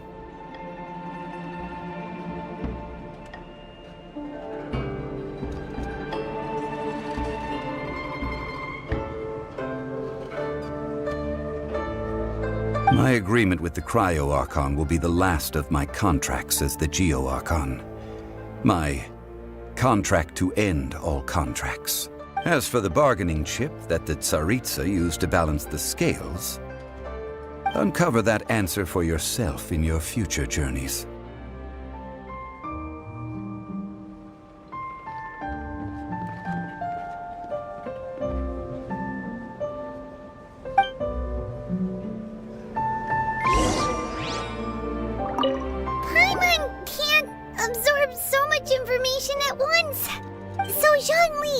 What sort of contract did you sign with the Cryo Archon? Paimon's so curious. One of the clauses of our contract was not to divulge any of its contents. Ugh, you're so petty.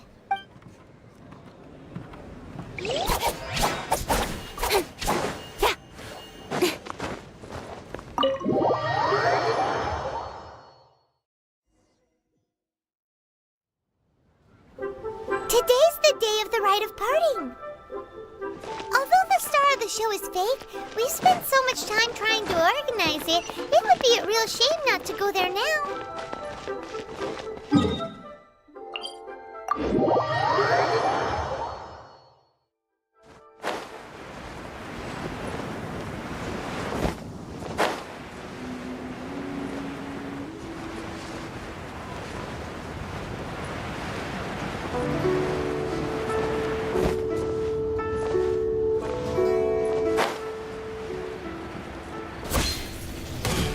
Well, since we're going through with this rite of parting, I guess it means that those rumors hit the nail on the head.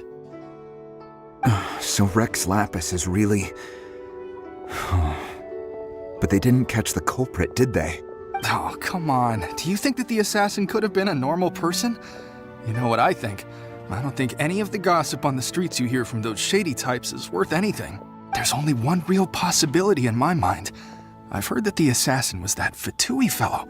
Youngish, pretty high in rank. I think they called him Child. The Fatui? They certainly are very suspicious. Who knows what those greedy, crooked folks... Shh! Lower your voice. If the Fatui catch you in their sights, Rex Lapis won't be around to protect you this time.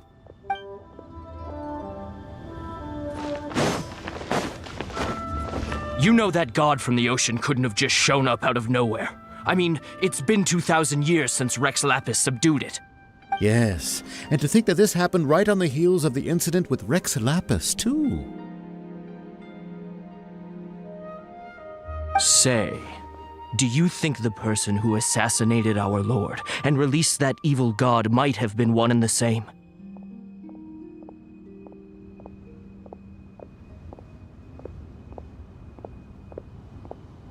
Now that you mention it, that's very possible. Yes, it's very possible indeed. I mean, it all fits together. That person must have colluded with the evil god to harm Rex Lapis. Oh, that wicked, black-hearted scoundrel. Still, what sort of supernatural prowess must this person possess to be able to do such things? I have never heard of such a person in all my years. Ah, forget it. Guessing's no use to us. Look, the Millilith over there looks like he's about to make an announcement. Let's hear what the Ministry of Civil Affairs has to say first.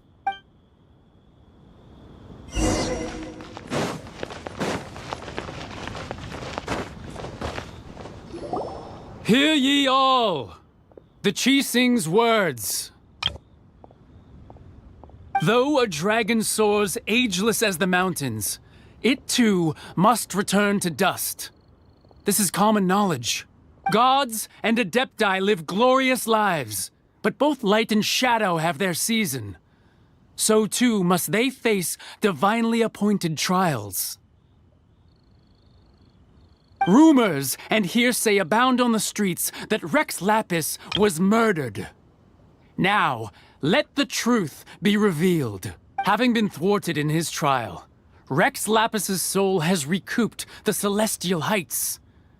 He beseeches the people of Liyue to grieve not and to let not their hearts be saddened. Nor are they to believe street-born rumors or indulge in baseless speculation.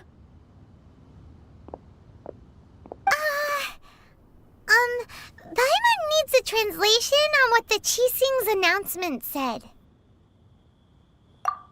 So that's how they're spinning it. Something feels off. Why would they suddenly give up looking for the murderer?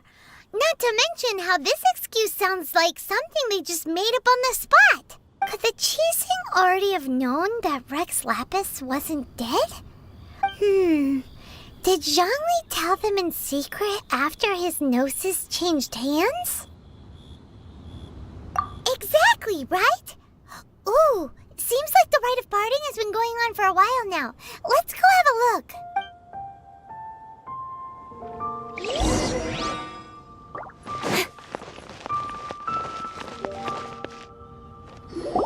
Look, it's Ningguang and Keqing.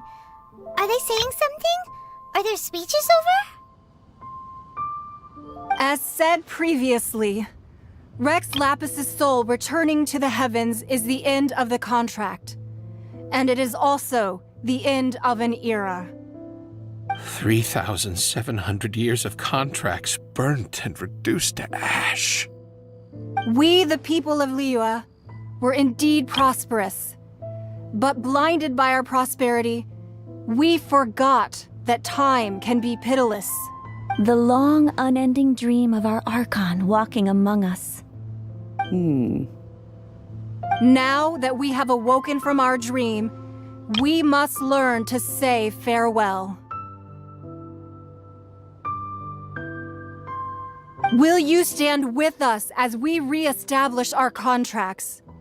As we build a new age of prosperity?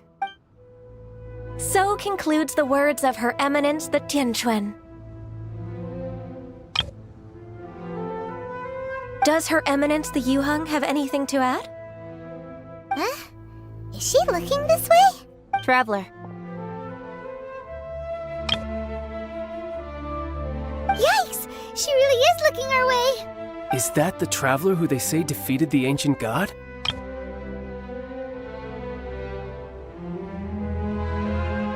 So young.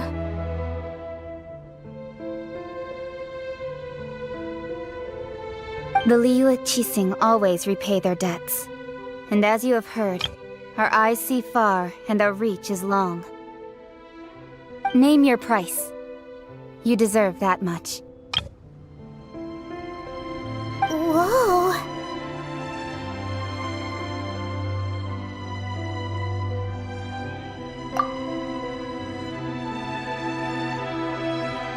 Well, could you help me put up some missing person posters?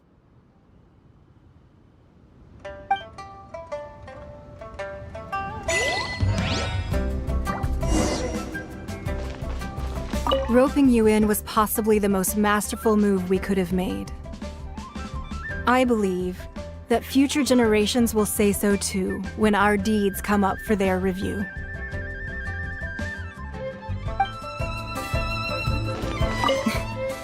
Why you?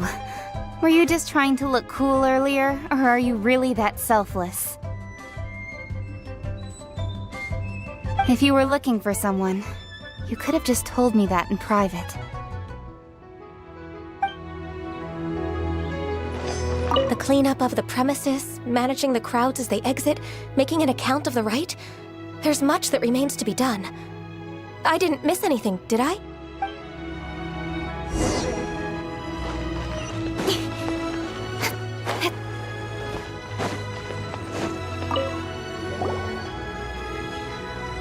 Hey, Zhongli! Look at this! Everyone in Liyue is caught up in their emotions, thinking that they'll never see Rex Lapis again. And here you are looking all relaxed. Why would I not feel more at ease after laying down the burden I have borne for 3,700 years? Right. If the two of you can spare the time, I should treat you to a meal at the Liyue kiosk. Ha! That sounds like big talk, Zhongli. Paimon might have believed you if you were treating us to some third-round knockout, but you'd have to pay out your nose just to stand inside Liyue kiosk. Are you sure you can afford it? You're right. I do lack the Mora. As the Rex Lapis Morax, I can easily create Mora. But since I have chosen to walk this earth as the mortal Zhongli, I should abide by the same rules that mortals do. When I was journeying with you, though I still had the Gnosis in hand, I knew that I must soon retire from my role as an Archon. So I had to rehearse a little for my new life. Oh, no wonder! Paimon gets it now. You didn't look at the price tags when we were spending because you've never had to. But since you weren't used to not being able to just make more Mora as and when you wanted to, you had to try becoming a parasite to society who lives off of other people's credit. Well, we were only spending Fatui money. You don't have to say it like that. In the City of Commerce, we do not merely exchange money or goods. We also exchange knowledge, memories, and foresight, as well as positions, roles, and lives. The Archon Morax could never experience life as the true mortal Zhongli could, no matter how many times he descended to be with his people. I must thank you for that. I will treasure the memories that I made as Zhongli, traveling the streets of Liyue with you. That is true. But there is no journey that does not end. No meetings without partings. Paimon thinks that we we should make a move and continue our search for the Seven. I fear that continuing your journey may be difficult. The nation that neighbors Liyue by sea, Inazuma, is presently closed. Yes, the nation has been closed by order of its deity, the Archon Ball. And just as the people of Liyue preferred to call me Rex Lapis, she too goes by another name among locals in Inazuma. Paimon thinks we've heard that one before. Raiden? That is the case. And since Raiden is also the Shogun of Inazuma, people call her the Raiden Shogun. That said, though people at the wharf were saying that the situation in Inazuma is very tense, Paimon doesn't remember that always being the case. It wasn't that bad last year.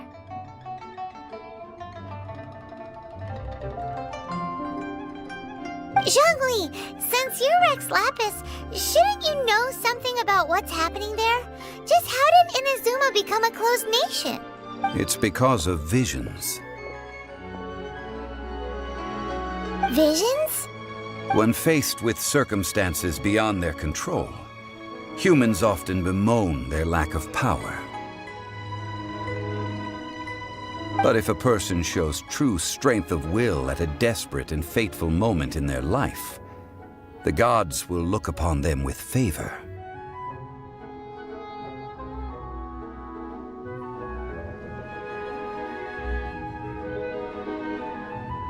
This is what visions are. Magical foci bestowed upon those who have been acknowledged by the gods. Uh-huh. That's how people in Tibet see it. But starting from last year, the Raiden Shogun began promulgating the Vision Hunt Decree.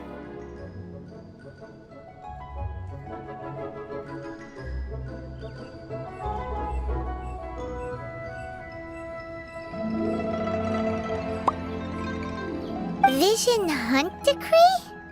Yes. It was an order to seize all visions within Inazuma's borders, and to inlay them upon the hands of the statue of the omnipresent god. They want to seize visions. But why? Aren't visions blessings from the gods? I should think that in the Raiden Shogun's eyes, it is precisely because they are divine blessings that they should be under the sole dominion of divinity. Whoa, that's harsh.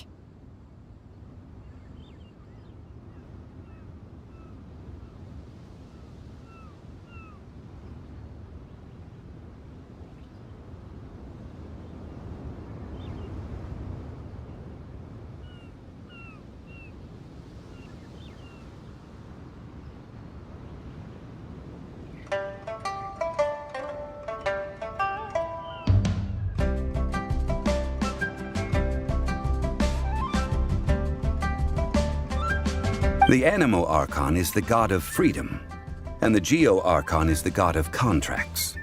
For her part, the Raiden Shogun is the god of eternity. It seems as though she has finally decided to eliminate any unstable elements that could pose a threat to her eternal realm. The fact that even I, the oldest of the seven, have now passed away, will only strengthen her resolve to pursue eternity.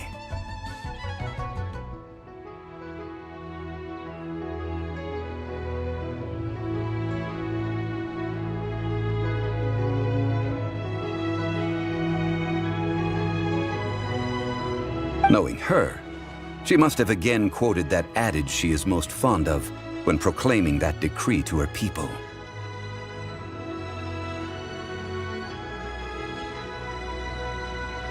Seven ideals for seven gods, and of these, eternity is nearest unto the heavenly principles. All right then. Was there anything else you wish to know? Ah, that was a good one. Failing a divine trial. How they came up with that excuse, I will never know. That said, the reason why the Chising were so eager to resolve the incident and stop pursuing the culprit was indeed because they received news in secret that Rex Lapis was not dead.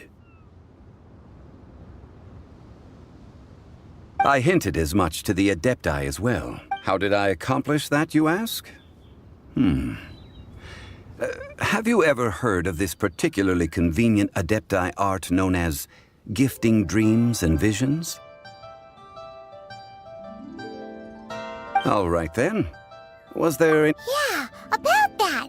Before the Qixing made their announcement, we listened to a lot of people talking on the way. Most of them put the blame for everything on Child. These are indeed false accusations. But it remains undeniably true that Child did send people to the Jade Chamber to prevent the Adepti and the Qixing from defeating the ancient god. I've heard that Ningguang is busy milking that for all it's worth on the foreign relations front at the moment, browbeating the envoys of the Fatui. Ha! Those poor Snezhnayan diplomats. If it were not for Child's exalted position as a harbinger, I'm certain that they would have shifted all the blame to him and called for his dismissal by now. All right then. Was there... The time of the Adepti has long passed.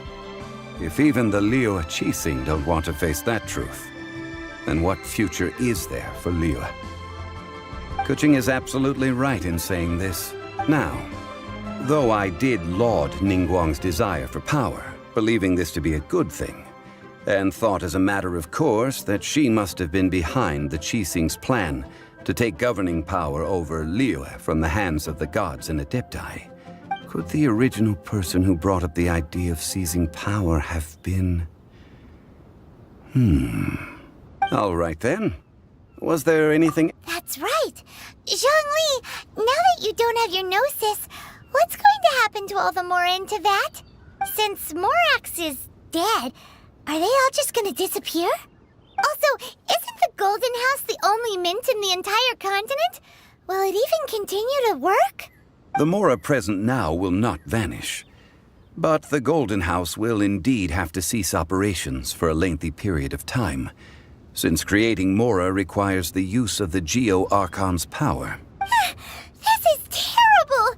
We're all about to run out of Mora! The world is coming to an end! Yes, this is indeed a major issue from a financial standpoint. Well, I suppose we'll just leave such troublesome matters to the Liyue Qixing to debate. Then, did you at least set some private funds aside for yourself? Oh, a private fund. This does seem like a good, logical, common-sense idea. It's a shame. What's a shame? It's a shame that I didn't think of it at the time. All right then. Was there any... Well then, I suppose you'll have to find a way to get inside this closed nation. Have patience. I suspect that some serendipity must first come into play.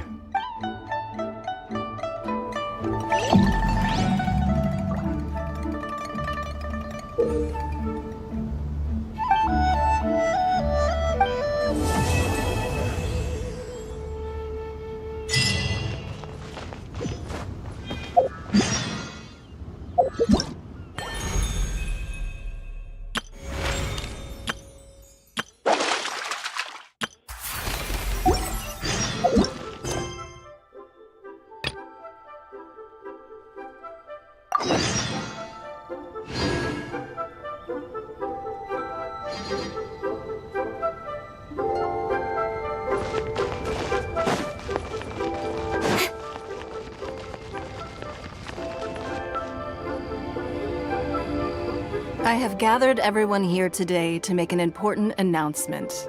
Perhaps some of you will have heard the news already. I am, in fact, planning to rebuild the Jade Chamber. Rebuild the Jade Chamber? That's a huge project! So the rumors are true. No wonder the price of building materials has gone up so much lately. The Jade Chamber means a lot to Lady Ningguang. Getting involved in this would be a huge opportunity.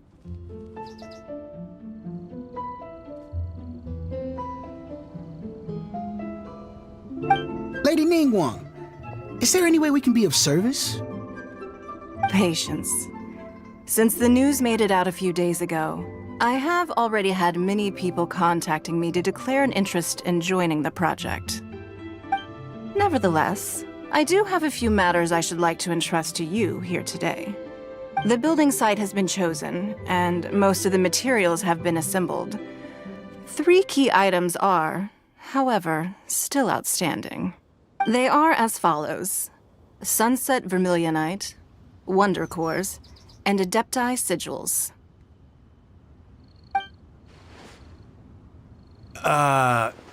Excuse my ignorance, Lady Ningguang. I'm familiar enough with Plostrite, but I've never even heard of those other 2. Only sufficiently large pieces of Plostrite, or specifically Vermilionite, may earn themselves the Sunset moniker. This stone is what allows the Jade Chamber to float. Wonder Cores, meanwhile, are the central components of the mechanical structure of the Jade Chamber. Adepti Sigils serve as a means of integrating the mechanical devices with Adepti art. They are as indispensable as the mechanical core itself. Although these 3 items are rare, I trust that with your connections and capabilities, procuring them will not be a question of if, but of when.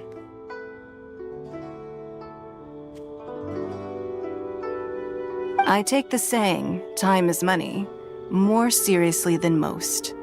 Efficiency is everything. I will pay a generous price for the materials that you find. And in addition, the first 3 people who collect all the materials will have the opportunity to ask me a question. You may ask me anything, and I will give you an honest answer. I trust that this means of compensation will be to everyone's satisfaction. These things won't be easy to get hold of. But if it means a chance to get some inside information on Liyue Harbor's development plan for next year... Then it's the deal of a lifetime. Information from Lady Ningguang is priceless. Whoever gets to it first takes the market. Haha, what a coincidence! I won't divulge too much, but I heard some murmurings about some Plostrite just the other day. So excuse me all, but, I have some business to do.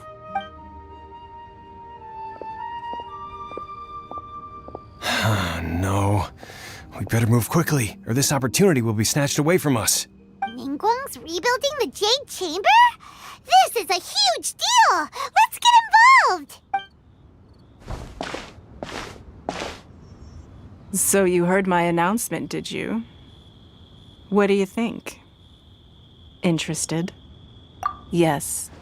Providing the question pertains to something I am knowledgeable about. Really? Ooh, then Paimon will ask you about how to run a business! Then we'll never be short of Mora ever again. Of course. But how much information I share with you will depend on your performance. The construction of the Jade Chamber requires a great deal of space.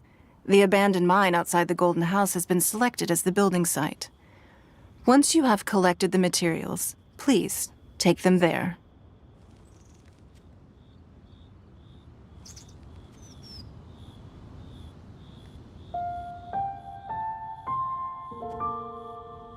I have other business to attend to now. Otherwise, I would gladly escort you to the site in person. When you do arrive, please seek out my secretary. Remember, this is a race against the clock. A rare opportunity presents itself to you. Do not let somebody else snatch it from your grasp. Ningguang seems super busy. Come on, we better get going. First, we gotta get out of Eugene Terrace. Huh? Look! It seems like there's something kind of fishy going on over there. Ma'am, you seem like an eminent and distinguished young lady to me. I can see that you're easily gonna win this procurement contest Lady Ningguang has set up. As it happens, we have some information about the materials that I really think might interest you. Come on, let's find somewhere a little more private, and we can get down to brass tacks. No, I don't need it. Don't be like that. Hey, come on, don't go! Why don't you stand there after her? Oh, right, yeah.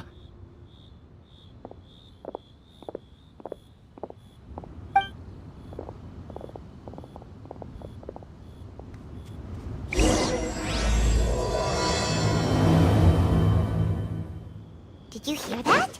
They said they had some useful information! Information's just what we need right now! Let's follow them and see what we can find out.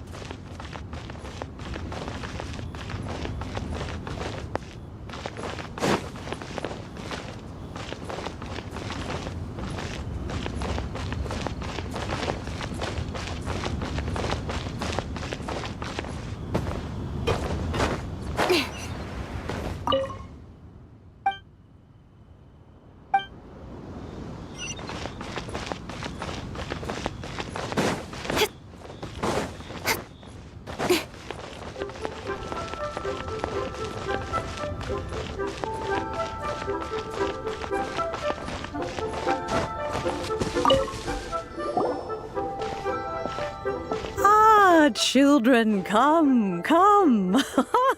You've arrived at just the right moment. I've been looking for you. Oh, what is it, Granny? Need any help? Oh, no. You've done so much for Liyue Harbor already. I could hardly ask for more. In fact, my old friends and I have been putting our heads together to think of what sort of gift we might give you in return. A gift? For Paimon?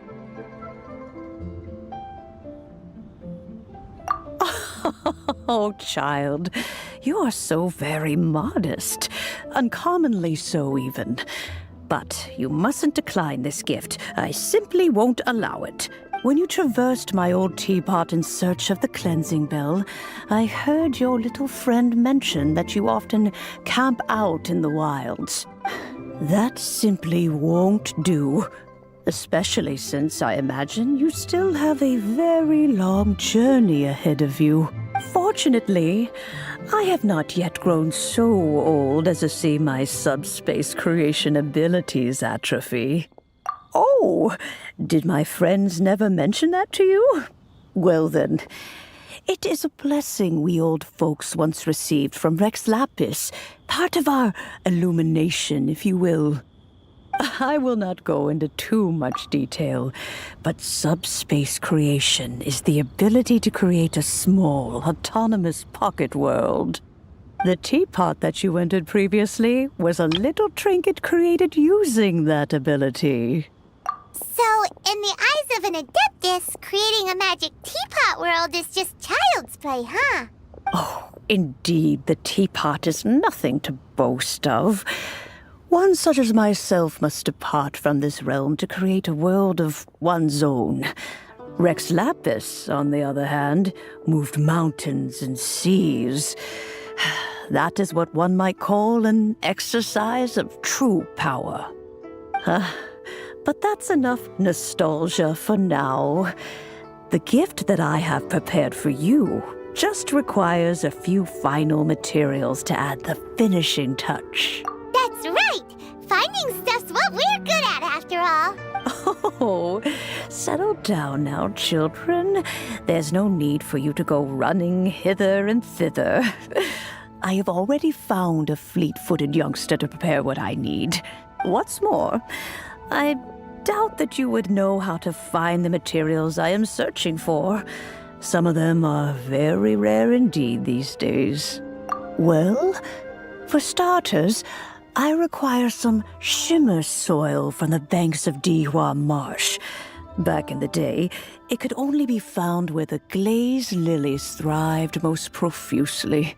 You would have to dig downward, following the roots of the glazed lilies, and if you were lucky enough, you just might find a small patch of shimmer soil there. But almost no one has been able to find shimmer soil in this manner since Dihua Marsh came to be the way it is today. Even more difficult to find is smaragdus jadeite, which must be chiseled from the rock of the chasm. Or so it used to be.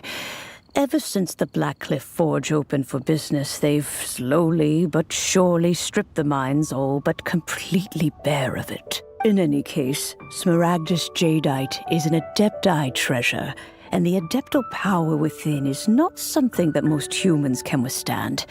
Extended contact with it is, in fact, harmful to humans. Goodness knows if that child will succeed in finding these items. Well, since you're an Adeptus, Granny, the person you asked for help, they must be an Adeptus too, right? Yes. I suppose she does count as an Adeptus. She counts? How come there are so many Adepti in Liyue Harbor? We seem to bump into them all the time. It feels like even when you go out to eat, you could be sitting next to an Adeptus and never even know it. Oh, maybe so. Who can say?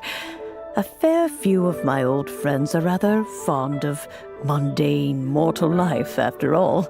I'm back, Granny. Oh, I don't believe we've met. Ah, allow me to do the honors. This child here is Yanfei. She's the one helping run some errands for me. Yanfei, I believe you've already heard of the traveler and her traveling companion. Of course, who hasn't? Much has been written about you in the Millilith's records. You became one of Liyue's most wanted after the Millilith marked you as a suspect following the incident at the Rite of Dissension. After which, you fought off the Millilith at Julian Karst and made contact with the Fatui, before finally defeating an ancient god together with Granny and her associates, and subsequently being cleared of any and all suspicion by the Chiseng. What a shame. A shame that we didn't meet sooner.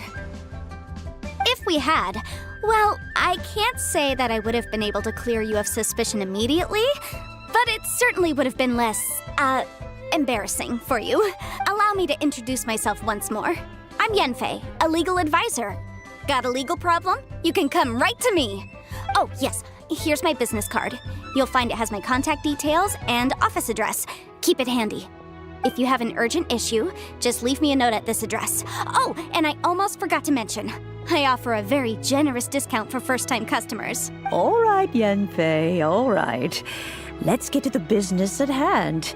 I do not think these two are in any dire need of legal assistance at the moment. You'll have to excuse Yanfei. She's always been like this, ever the talkative one when it comes to her own affairs. Paimon was gonna ask the same question. You seem really different from the ones we've met before. An Adeptus? I guess. Kinda. My old man said he was one anyway. He mentioned that he once campaigned with Rex Lapis for a long old time, and then after that was all over, he went back and married my mom. They had me, and once I was all grown up, the two of them upped and left on a journey, leaving me with Granny here. Well, that's a bit casual for an Adeptus. Aren't you guys supposed to sign solemn contracts to protect Liyue Harbor and all that stuff? What do you mean he just went back to get married? Well, my dad did say that he'd talked it through with Rex Lapis and that he was fine with it. Even contributed towards the wedding gift, apparently. Anyway, let's not dwell on that too much. So, Granny, I've gotten a hold of most of the stuff you asked for, except for Smaragdus Jadeite. Is that so? But Smaragdus Jadeite is really rather essential.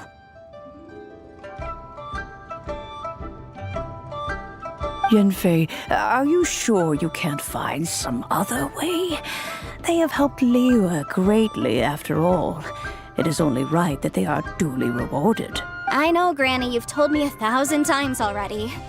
Well, the chasm's definitely a no-go, but there's still a chance we can figure out some alternative means of procurement. Hold on a moment. Let me have a look.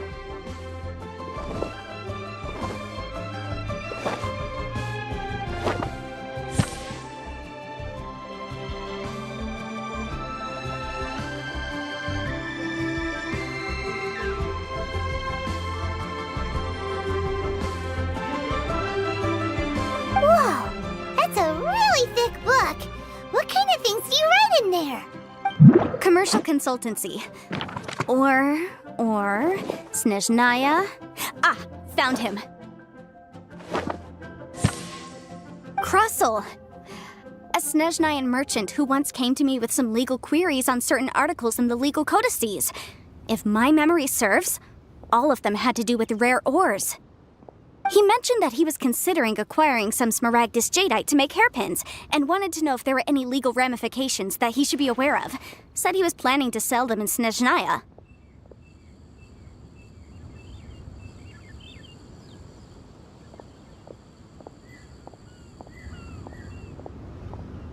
So, I guess I'll go look for him. With any luck, he'll have gotten his hands on some Smaragdus Jadeite, or might have an idea of where we can find some. Oh, you want to join me? I suppose that's no problem, but it's best if you just stand by and watch. If you try to get involved, you'll only risk placing yourself in legal jeopardy. Wow, an Adeptus imploring us to avoid incurring legal liability. Well, that's a first for sure. Best we be a little more careful than usual while we're with her.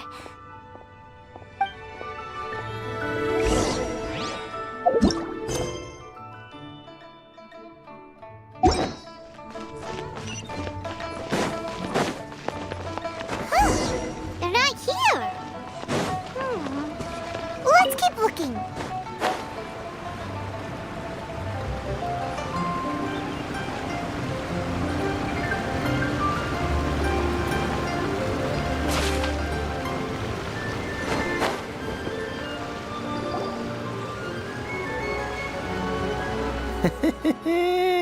Well, will you look at that, ma'am? Nowhere left to run. Don't worry, we're not bad guys. You give us some mora, we give you a little info. Everybody's a winner. Boss, I got a bad feeling about this. Look at her, the white hair, the energy she gives off. I'm telling you, there's something different about her. So what? She's loaded. How are we ever going to repay those gambling debts if we just let money walk away from us, huh? I've already told you, I don't need your information. If you still can't grasp that, I'm happy to repeat it in a way that won't be so easy to forget. Come on, ma'am. You seem like an intelligent lady. I shouldn't have to spell this out to you. It's not about whether you need the info or not, okay? It's about you taking out your money and handing it over and nobody getting hurt. I won't... No more excuses! I know you have money. I saw you. Yeah, I saw you. Strolling into Liyue Pavilion, ordering a table full of food, and only taking a few bites. Then Xinyue Kiosk, then Wanmin Restaurant. Same story each time. You order all the signature dishes, take a few bites, then you're on your way again. How could you afford to be so wasteful if you weren't from a rich family? And since you're so rich, what's the loss to you in giving us a little spare change, huh? Master warned me not to lay a hand on anyone in Liyue Harbor. But here we are. Perhaps... yes. Let's call it fate. Boss, I'm telling you, something's not right. What are you afraid of? We're just selling information. It's not illegal.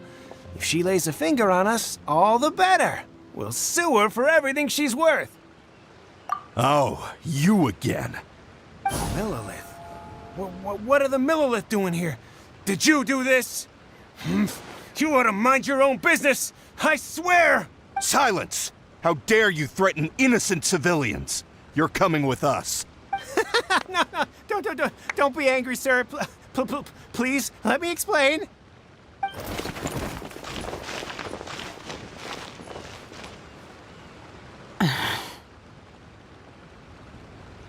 Shenhe. Shenhe? My name. Oh, so your name's Shenhe. Paimon's name is... well, Paimon. And this is Paimon's travel buddy. I've heard about you two before. Thank you for helping to defuse the situation. I could have dealt with it myself, though. I suspect smashing his head against the ground a handful of times is all it would have taken to get him to surrender.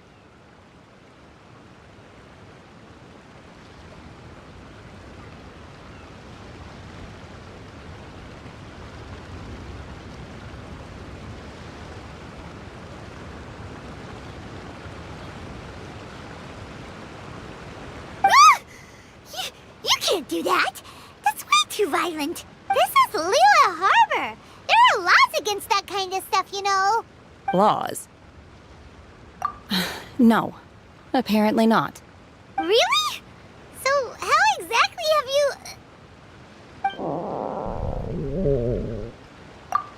That would be my stomach growling. I haven't eaten enough. She's so honest. Wait, that's right! They said you went around all the restaurants ordering this and that and the other, but only took a small bite of each dish. Then of course you're still hungry. So, anything in particular you're hungry for? Chingson, glaze lily, violet grass. These are my usuals. Medicinal herbs? Kinda hard to explain. Anyway, Boo Pharmacy's not far away. Let's take Shenhe there for a big medicinal meal. After all, you can't work on an empty stomach.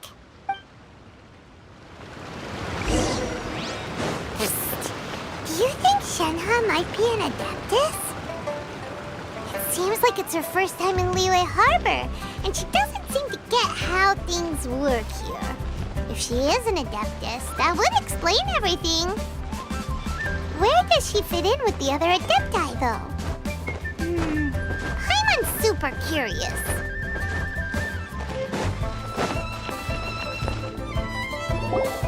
Are you here to buy some herbs? I do hope you brought your prescription. Chingson, glaze lily, and violet grass, please. Half a pound of each. What kind of prescription is this? Sounds more like a lunch order. Oh, here you go. That's everything we have in stock. Thank you. She's really eating them!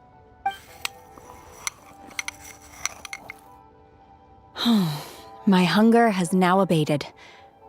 Thank you. Rather awful. Though they were not completely devoid of sweet fragrance.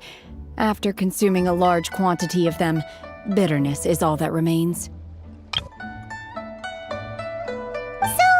How come you chow down on these and barely touch the restaurant food?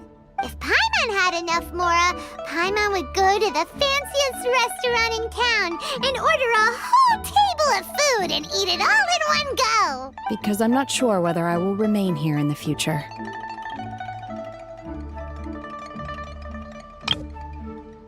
The food of the mortal realm is most delicious, but should I return to the mountains, yearning for the food here shall only pose an obstacle to my continued spiritual development.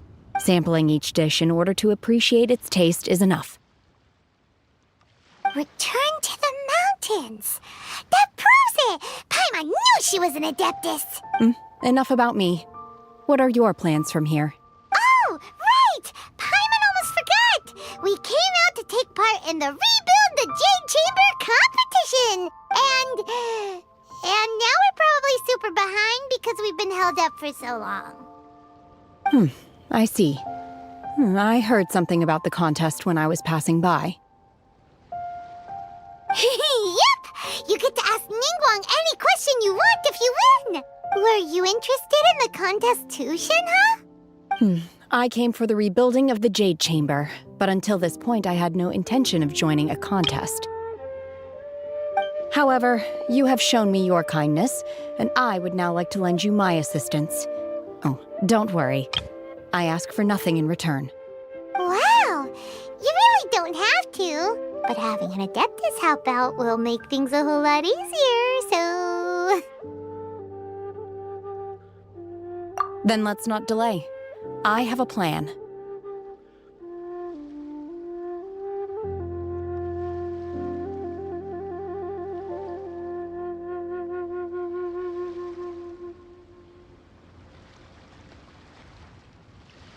Great! Paimon bets this is gonna be the awesomest plan ever!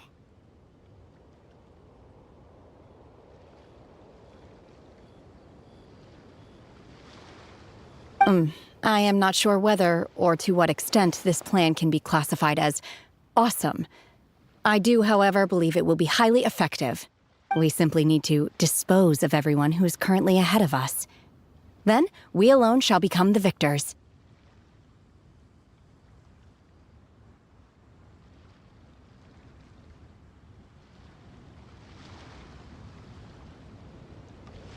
Veto!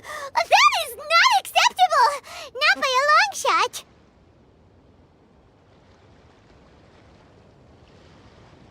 Really?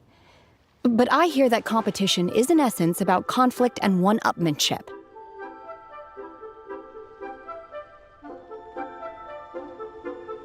Look, we want to win this competition fair and square, okay? Sunset Vermilionite, Wonder Cores, and Adepti Sigils. Let's start at the top of the list and work down. So, for Plostrite... I was wondering who I could hear arguing over there.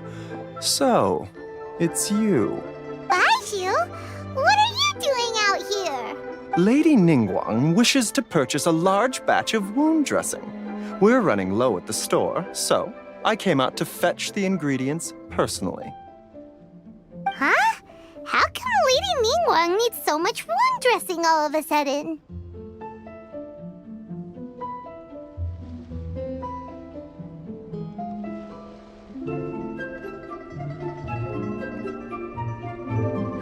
I'm not too sure. I did hear she's looking to rebuild the Jade Chamber. Maybe for its first aid on site? I didn't ask, though. Far be it from me to pry into my customers' personal affairs. Oh, and she also borrowed Chi-Chi. Meaning Boo Boo Pharmacy is very short-handed right now. I don't... No, we've got other stuff to do. While you're here, though, you seem to know a lot. Have you ever heard of something called Sunset Vermilionite?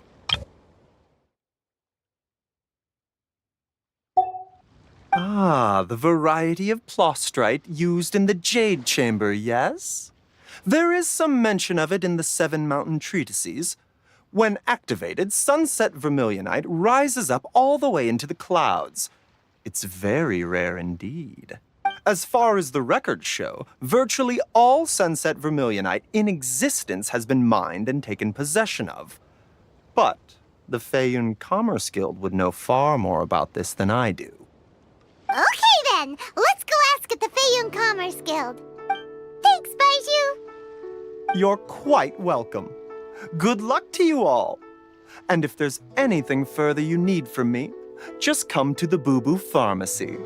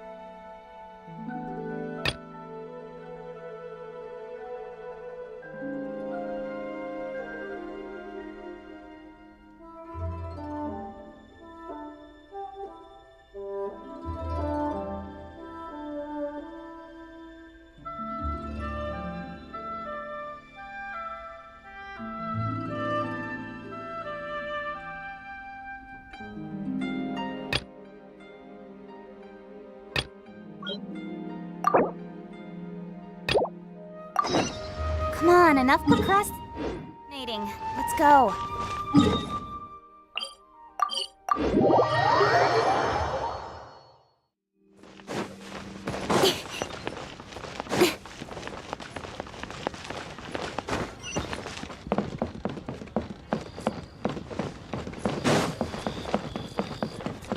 Wanlin Bookhouse.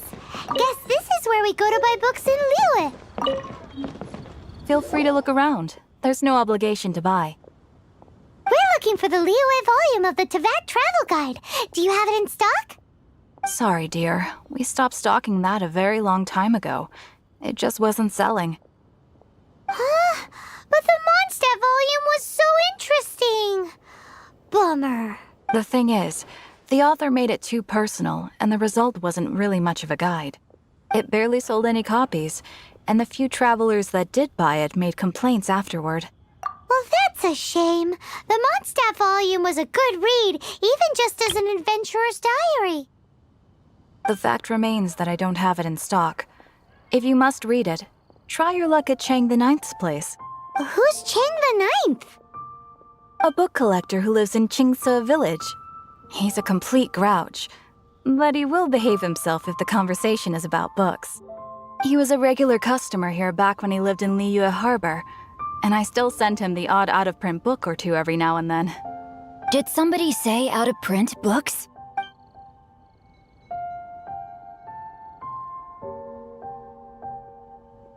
Is there a chance that Volume 6 of Legend of the Shattered Halberd is also in his collection?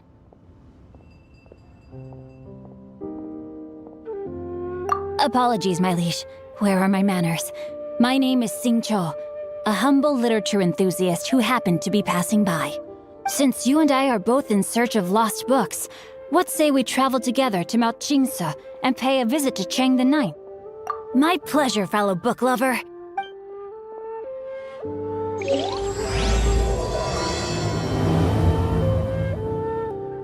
Should we ask here if they have a copy of the Liyue volume of the Teyvat travel guide?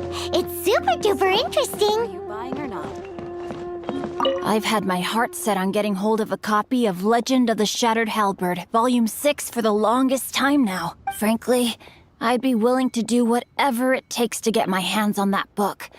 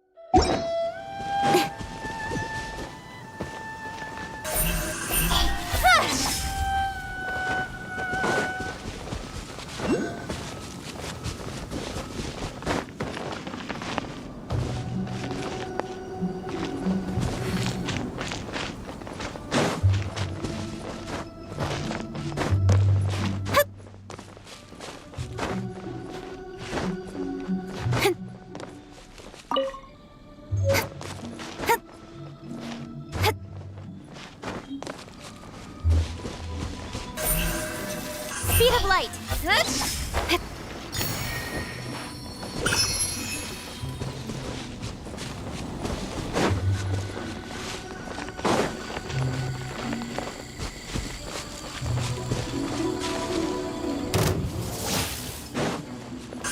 Hey!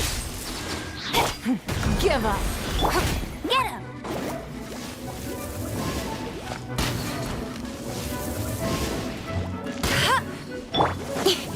Don't blink!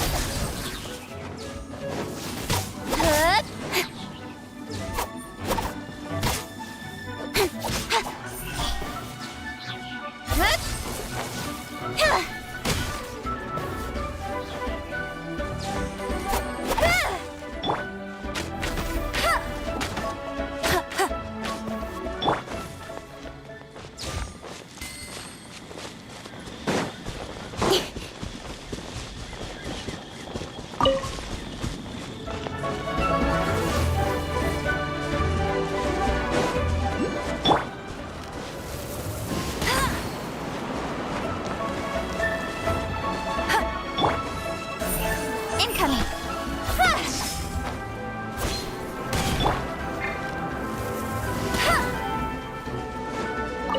Boof! Over here! Hey! You'll pay for... Speed of light! Nowhere to hide.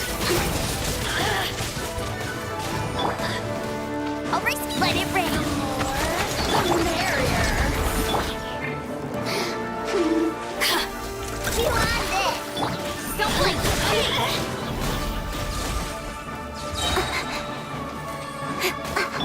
Bet you can't keep up with me!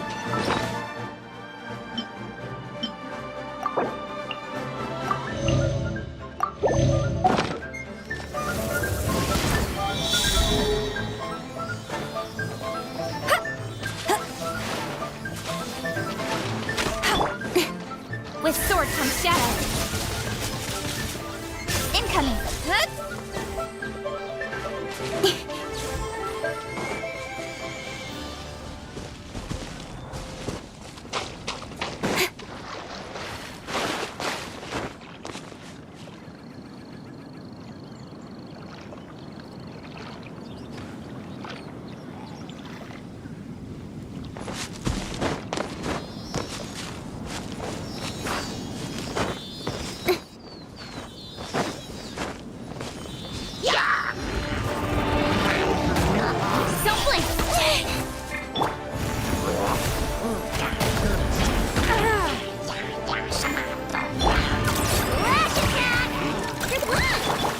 Speed of light.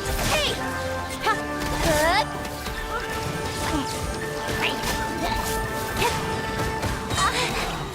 Don't blink. Nowhere to hide. It's nothing.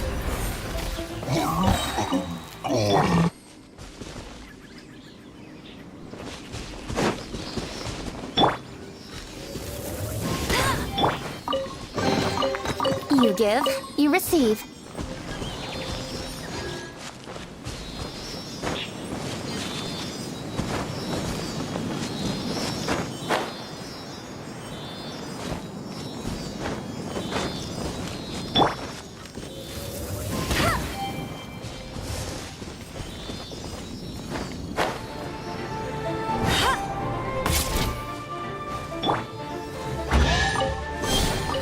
Not bad, as far as treasure is concerned.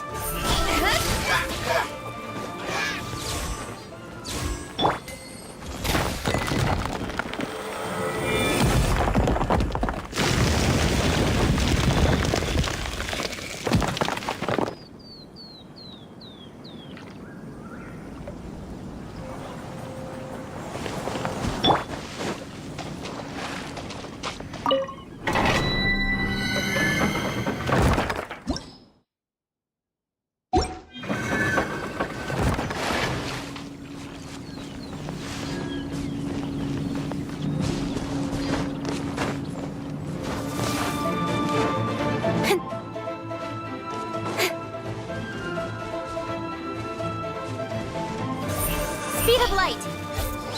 Hey!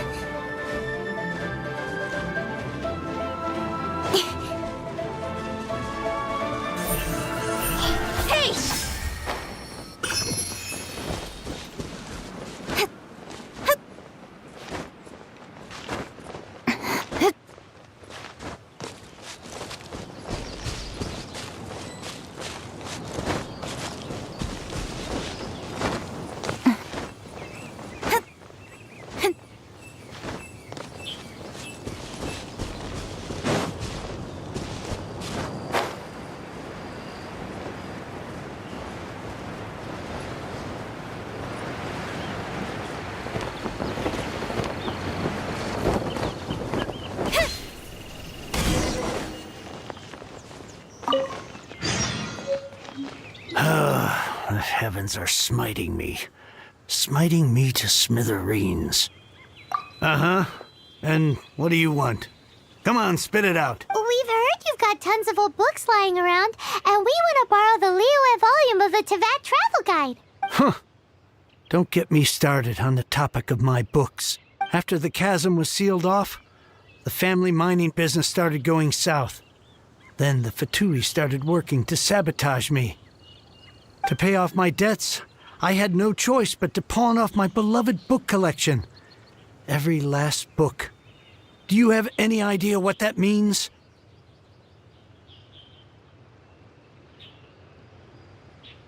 Wrong. That was my life's work. I devoted my entire life to curating, collecting, caring for them, and now they're gone. Gone, I tell you. It's useless ranting and raving at you like this. All I can do is try to save enough Mora to buy them back. Unless you have other business here, I'm done talking to you. Goodbye. Off you go. Go on, go. Please tell me that you didn't pawn Volume 6 of Legend of the Shattered Halberd. Legend of the Shattered Halberd? There's a title I haven't heard in a long time. You have good taste, my boy. What? But we don't? That work was an epic-defining masterpiece. Granted, it was almost unknown at the time it was published, but over time it was the work that came to define the genre of martial arts novels and sparked a plethora of imitation works. Barely any copies of the first edition were ever printed. The later edition inexplicably went out of print, almost as soon as it was released. A shame, given what it allegedly added to the original story. Yes, that's right. How did I forget? The original edition's 6th volume of that work is so rare, I could never bring myself to pawn it no matter how much I needed the money. You mean you still have it? Yes, it is my one and only remaining treasure. Hey, Chang! You've got some nerve keeping me and my boss waiting like this. I need an answer. Will you sell the core lapis or not? I'm sure you don't need me to remind you that if you mess with Gentry Moutsai, you're messing with the Fatui.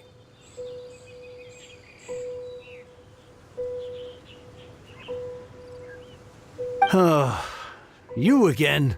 But you know I can't afford to give a 70% discount on the price. I'd never be able to buy my collection back. That's your business. The question is, do you want your books, or do you want food on your plate? Perhaps you'd like to take your books with you to an early grave. You... Whoa there, friend. Come on. This gentleman is either willing to make a deal or he's not. You can't force him to sell against his will. Just who do you think you are? Keep your nose out of other people's business. My liege, I am but one who comes to the aid of this gentleman in his moment of need. I am Xingqiu, disciple of the Guhua clan. Guhua clan? Did you hear this clown? He thinks he's a Guhua master in this day and age. Oh, there was me thinking the last granddads of Guhua had keeled over and died by now. Who were you supposed to be then, huh? Some sort of Guhua messiah? Justice is blind to our backgrounds, my friend. That just makes me someone trying to do the right thing. But you? The weasel who does the tiger's bidding may be less powerful than his master, but he is no less guilty. Get a load of this guy. Just you wait. You'll be sorry you crossed me. And you, Chang, you're selling that core lapis whether you like it or not. Oh, how the wolves prey upon the fallen tiger. My days are numbered. So, just to come back to what we were talking about earlier, could I get a yay or nay about borrowing that book? Oh, what does it matter now? I can't expect anybody to care about me anymore. But since you did stick up for me, please just take this book and leave me in peace.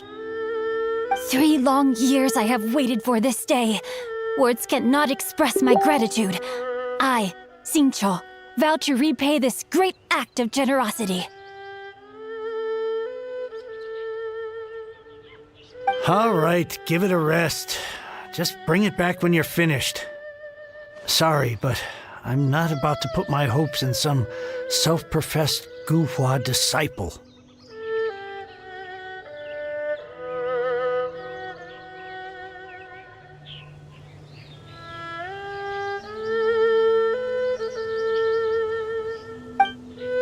Hey, where are you going? We've still got a job to do over here.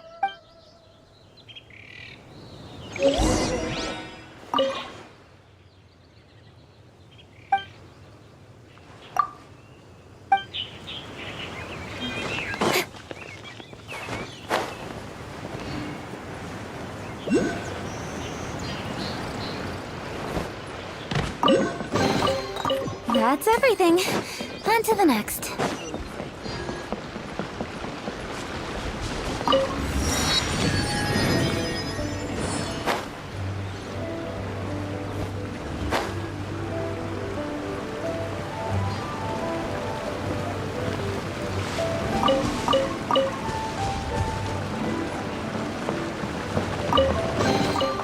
You give, you receive.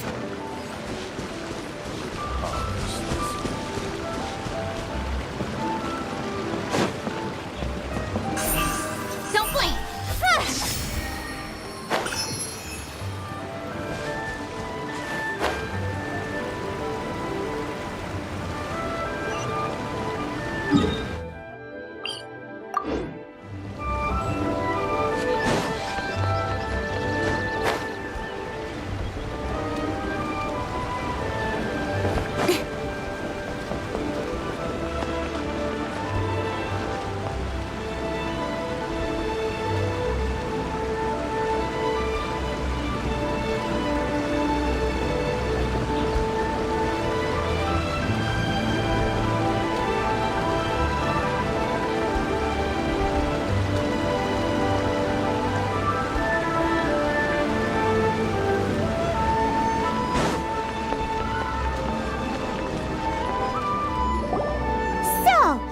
like reading, huh, Mr. 5-second hero? Oh, amazing! I never saw that coming. Hello? Shincho? Anybody in there? No wonder this book is so highly sought after.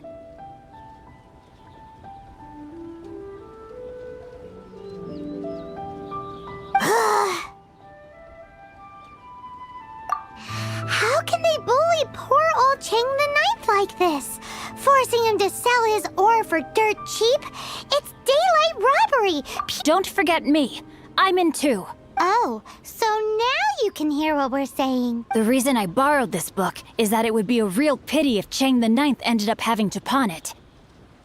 And I meant every word I said to Chang the Ninth. I will return his act of kindness. It is the just thing to do.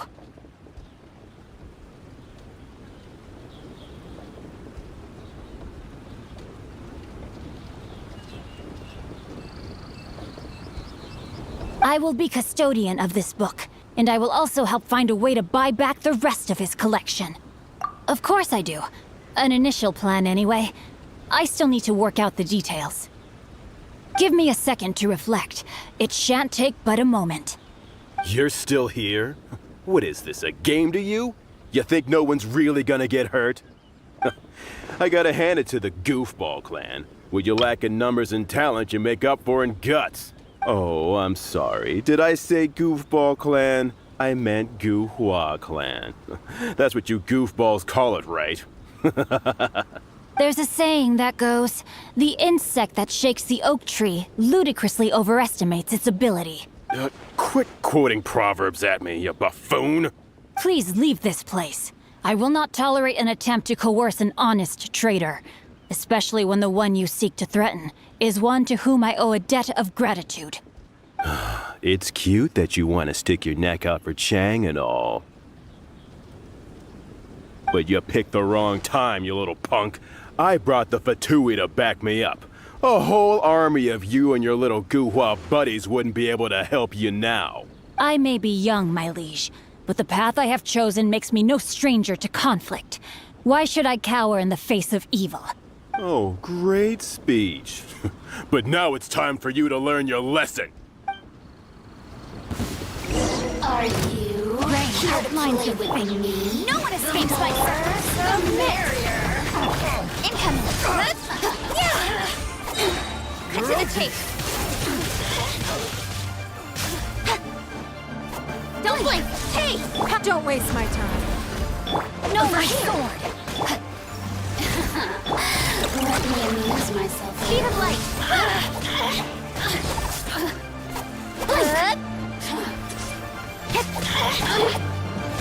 Give up. Over here. You on this. Blink.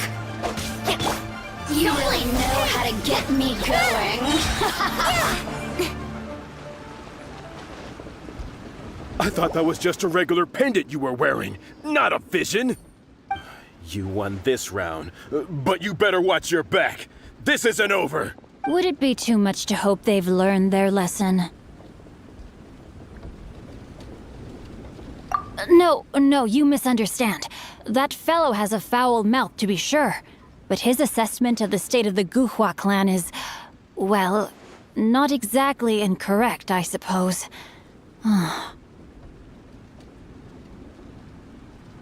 Though I long to restore Guhua to its former glory, it is no easy task.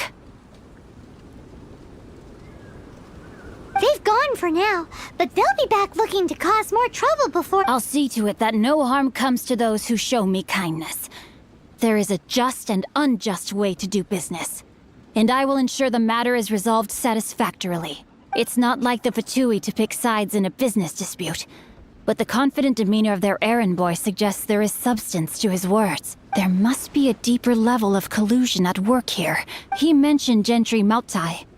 I know this name. That idea works, but what are you gonna do? He mentioned Gentry Mautai. I know this name.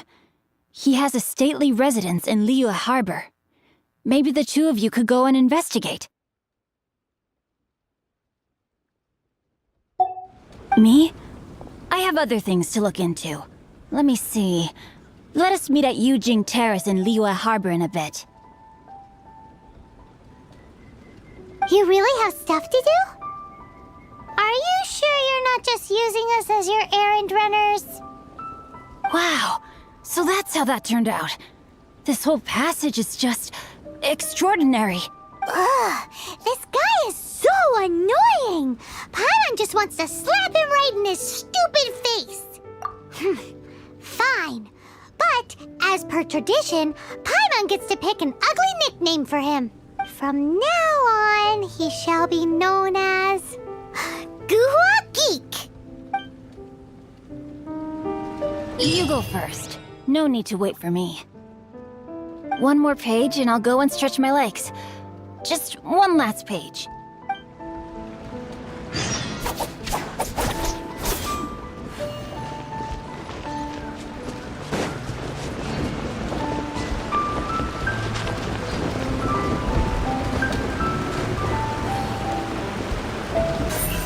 Incoming!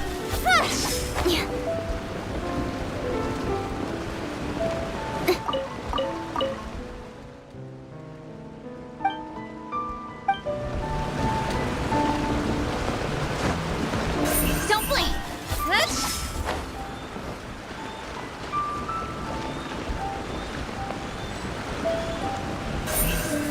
Incoming!